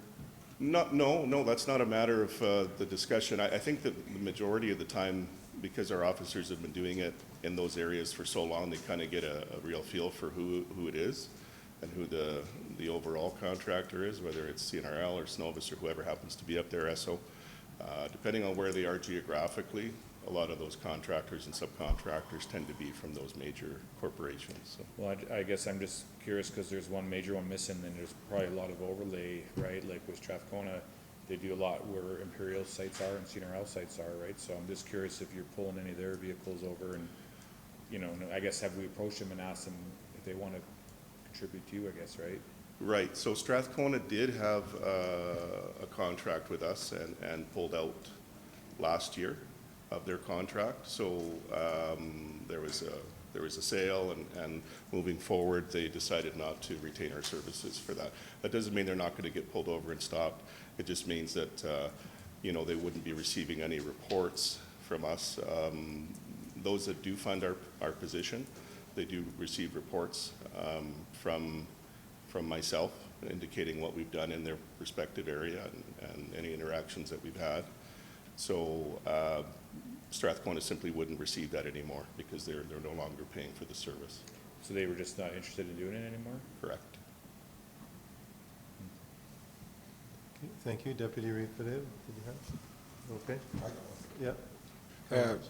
Okay, there was a couple of months back, we got an email about the speeding. You guys did a study at Iron River School there, and you were surprised with the results. Could you explain that to us about the results and all that? So, I mean, I'd prefer to go back, excuse me, through the reeve to Councillor Stepchuk. I'd prefer to go back and have a look at my emails and the results before I give a definitive. But my recollection of it was that, you know, we did have some high speeds, but the majority were sort of within what would be considered, I guess, normal for that type of a roadway. You know, the speed limit is 30 during certain times. As I said, we did what's called a BOLO, be on the lookout for, which means that we actually generate a file, and we require that our officers go out to a certain area when we generate a BOLO on a particular incident. It's kind of like a hotspot. So we generated a BOLO for that one. It wasn't the first one that we've ever done for the school. We've done several of them over the years. But we did spend some time out there. And when I did speak to the principal, I think on one or two occasions, he seemed happy with the activities that we had been doing there. The speeds are generally not, like, they're not that consistently high, and the, you know, we'd have to almost invest a great deal of time there to maybe get one or two sort of high flyers that we're looking for, and we are spread a little bit thin. There's other responsibilities that we have throughout the MD, but it's like anything. If this particular area is going to be a focus area for us, we can certainly divert resources into it and then move them out into a different area. That's kind of the name of the game for law enforcement. So have you ever thought of any long-term solutions we could do to minimize this occurrences? Because I know last spring they had a rear end collision. Don't know if it was speeding or texting or whatever, right at the school during dropping off students. And as well, you guys will be patrolling there at the start of school the first week to ensure safety there as well. But is there any long-term solutions you can think of that could, or can an administration come back with, or you guys come back with anything for us? Thank you for the question through the reeve. Yes, I mean, the short answer is yes. We can do some short-term, medium-term, and long-term stuff. It's not our particular road, right? It's a provincial road. And the responsibility for enforcement on that particular road rests with the RCMP. They're the primary enforcement agent there. Now, we do have authority to do it. So anything that we would do sort of in another agency's area, we would want to consult with them and make sure that they're part of it, because otherwise we're not really sharing the resources very well. So I would want to engage with the RCMP and also with the school and maybe with the province as well. I know there's been some discussion about the signage there and things of that nature. So I think at the end of the day, the important thing would be to have somebody to sort of oversee everything and put together an overarching solution. And we can do that. Yeah, we can do that. We can partner with the RCMP and bring something back to council. Thank you, appreciate that. Yeah, go ahead. Yeah, thanks, Mr. Reid. Types of tickets, warnings during the quarter, it shows provincial tickets and provincial warnings. I don't know if that's, I guess I'm looking at it statistically, wondering if that's different from the previous quarter, different from the previous year. So what I'm thinking is, could you kind of do a historical summary somehow where you just, you could do it, just show sort of, what it was last year at the same time, or whatever it was last quarter. Because the numbers are, interesting, but they don't mean anything unless, like 470 provincial tickets, maybe last quarter it was 100, maybe it was 1,000, but it doesn't show that, so. Through the Reeve to Councillor Sweeger, I think, yes, the short answer is yes, we can do that. I think that maybe the more relevant number would be a comparison of that particular stretch of time from a year previous, because quarter to quarter things change very quickly in an area. We might have, summertime it's not as busy for industrial traffic. We get some more recreational traffic and things like that. So to go month to month or even quarter to quarter within the same year might be less informative than going back several years and looking at that quarter over several years. So we can do that. I can add a slide to Okay, and then sort of one of the reasons I asked that is, was it about 2 years ago we gave the authority to peace officers to ticket on provincial highways? Was it 2 years ago? That's about 2 years So ago. it'd be kind of nice to know how that panned out also, and that would show up maybe in a bit of a history, but anyway, thanks. Thank you. Any other questions? I just have a comment. I was at the Centennial Center by the school on Sunday, and I watched that, like how the trucks, it's amazing how many big trucks slow down to actually crawling through there, and I was like, man, this is Sunday, you're allowed to go 60 through there, and it's, accident can happen anywhere, I guess, but thank you for, I see patrol trucks, cars there all the time. You drive by and there's one of our MD cars there, so I see them quite often there. So you guys do quite a bit of time there, but that'll deter them. But I was really impressed of all the people going by on Sunday. I was there for probably 3 hours, and everyone slowed right down, and maybe because they seen the big crowd, but when they're coming from the east going west, they can't see the crowd, right? So they still slowed down, and some of them to 30K, and I'm like, wow, you guys did 60 today, so it's probably helping whatever you guys are doing, so I appreciate that. Yeah. Thank you, Mr. Reeve. Appreciate it. Any other questions? Well, thank you so much. Appreciate it. Got one more? I'm up again. Okay. You got D. All right, this is the Emergency Services quarterly report. It details the BRFA. We'll start with the BRFA. So during the second quarter of 2023, the BRFA responded to 83 fires, 40 motor vehicle collisions, and 119 other calls that do not fit into either category. Could be lift assist, could be medical, could be a variety of different things. Cats in a tree, I hate to use the cliche, but they're busy people. So they have 170 volunteers on strength throughout the MD.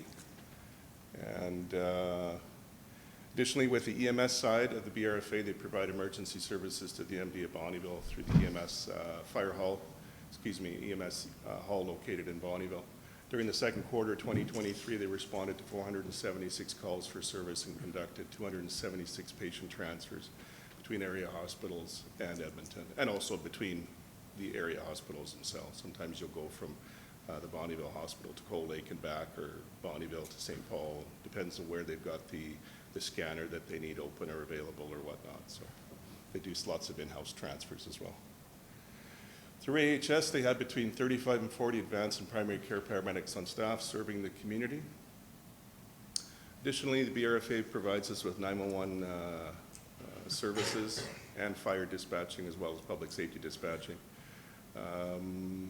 They look after emergency services 911 calls for the town of Bonnyville, County of St. Paul, Smoky Lake, Cold Lake, Kahima Nation, Buffalo Lake, and Elizabeth Métis Settlement. During the second quarter of this year, the 911 center answered 9,453 911 calls. And it's one of only 20 what they call PSAPs in the province. The province designates a certain area or a certain facility organization to be able to provide that 911 service, and that's one of them. So. And then we looked at some grants for training, and we received some funding, $4,453. Obviously, with grants, you ask for what you hope to get, and you get what you do get. So in this case, it was quite a bit less. Fire permits commencing on March the 1st and expiring October 31st. We're well into the fire permit season as well, same as last quarter. Rural policing for the RCMP. Obviously, the MD's looked after by 2 detachments, Cold Lake and Bonnyville. Provide policing to Cold Lake First Nation, Bonnyville, Cold Lake City, MD of Bonnyville, Kihiwan First Nation, EMS, Elizabeth Métis Settlement, and Glendon. So the second quarter of 2023, Bonnyville Detachment responded to 755 calls for service. 21 uniformed officers on staff, as well as a variety of extra equipment, patrol vehicles, snowmobiles, UTVs, ATVs, and even a boat to conduct marine patrols. Staff Sergeant Sarah Park is still in charge of Bonnyville Detachment. Cold Lake Detachment, serviced by 33 uniformed officers. They had considerably more calls in the second quarter of 2023. They had 3,190 calls for service. They have very similar equipment and capabilities as to what we see in the Bonnyville Detachment, and Staff Sergeant Wes Benz Miller has been here for probably a little under a year now in charge of the Cold Lake Detachment. And finally, concerning emergency management, we'll be hosting interagency exercise in September. It's already scheduled. We're going to be working with the BRFA, the RCMP, maybe some search and rescue people, public safety as well. We're going to activate our ECC, which is our Emergency Coordination Center. We're going to have all of our command staff and our general staff in the ICS system.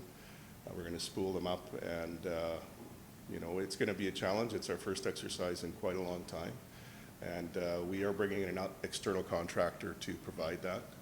We could do the exercise ourselves, but in order to get real feedback and I guess an external point of view, we're going to be doing that. BRFA's coordinating much of that, but we're providing the lunch and the barbecue, so I don't know if it'll be a barbecue or if it'll be a lunch, but the MD's going to be helping out with that.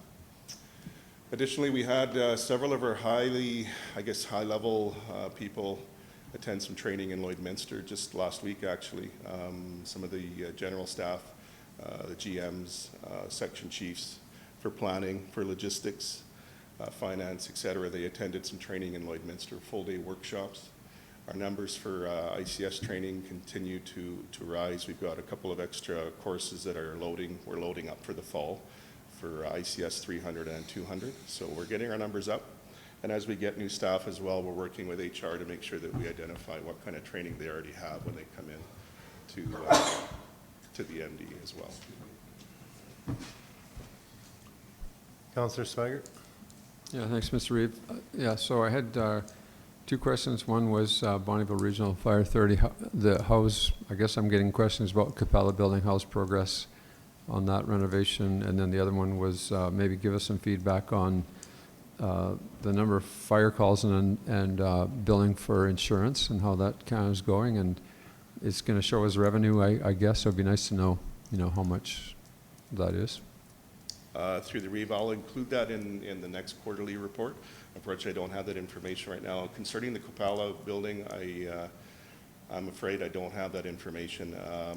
Matt was here up until yesterday or last week, and we were kind of switching each other off, and maybe we should have talked about that in preparation for this, but I can get that for you for a future council meeting. Thank you. Yes, Councillor Scarson.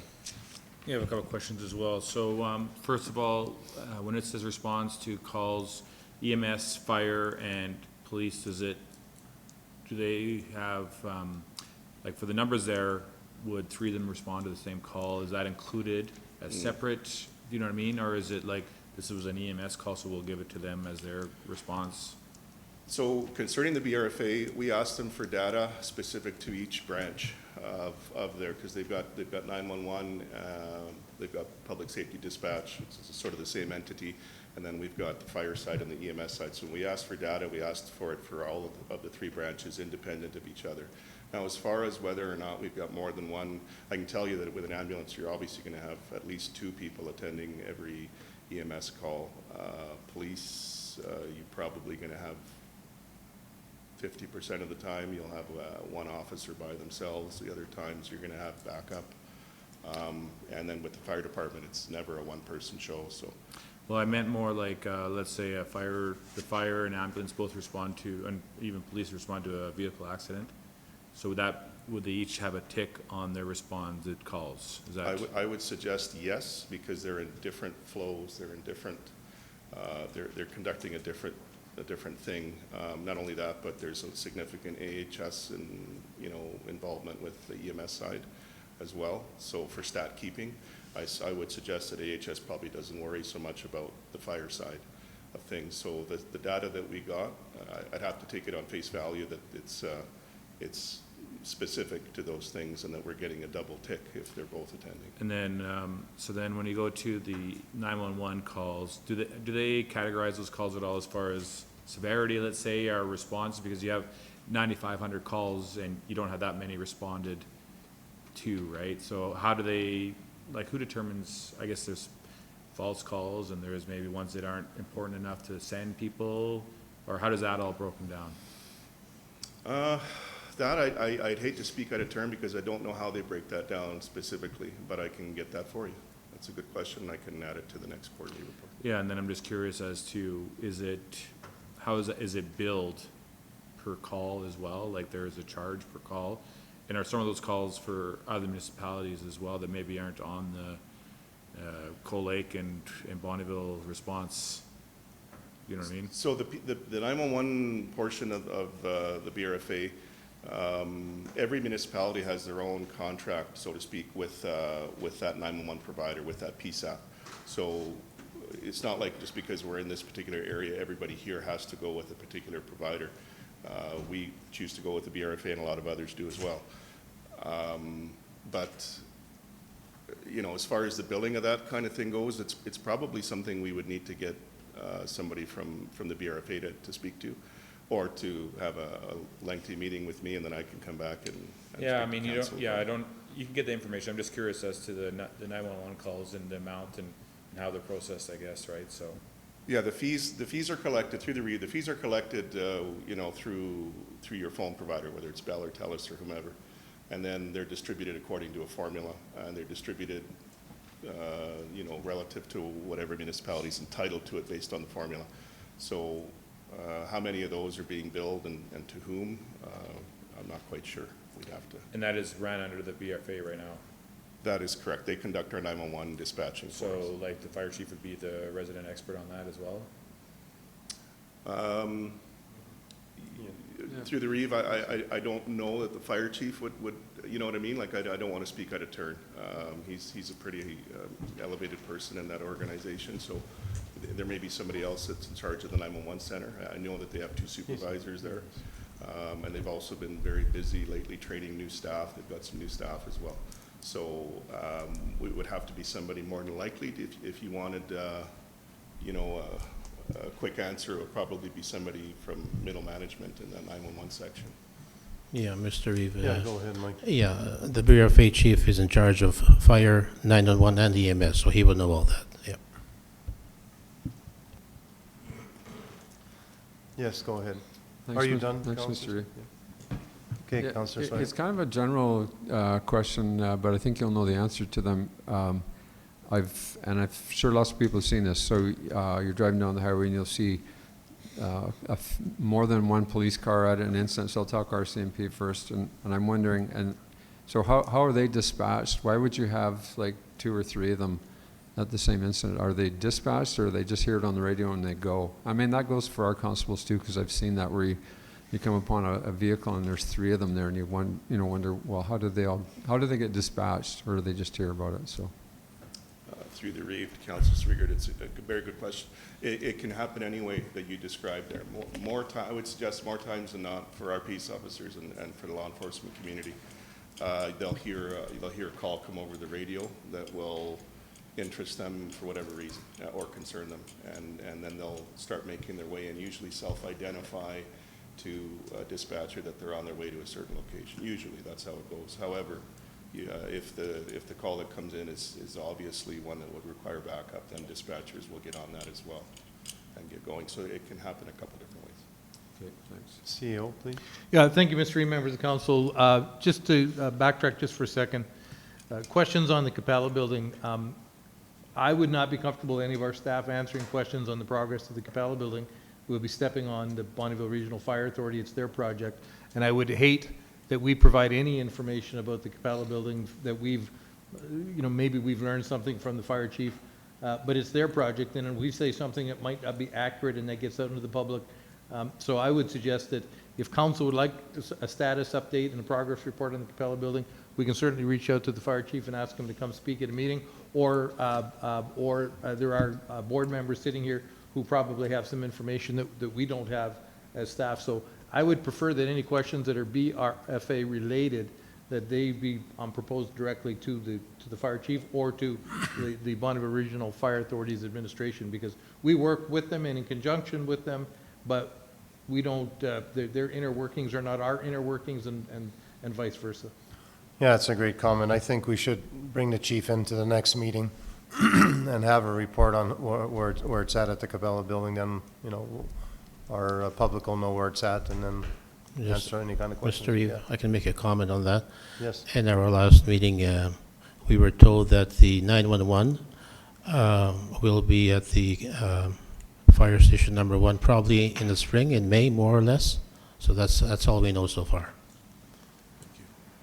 Okay, any other questions, gentlemen? Mr. Reid, just a Yes, go comment. ahead. When, Mr. Gandolfi's kind of struggling with some of these questions, but is there a reason why we shouldn't have just had the fire chief presenting his own report? Well, definitely we could talk about that in a committee of the whole kind of meeting and see if you want to do that, because it is Yeah, tough. because I definitely want to do that. Right. It doesn't make sense to not know the answers, and he's there to answer them, but he's not here. Thank you. Okay, any other questions or comments? Well, thank you so much for your report.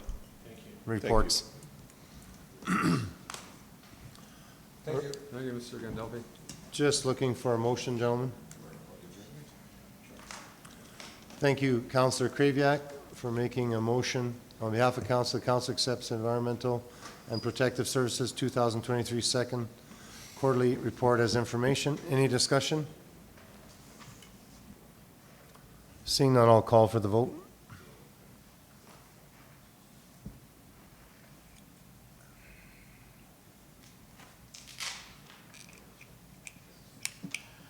That's carried. Thank you.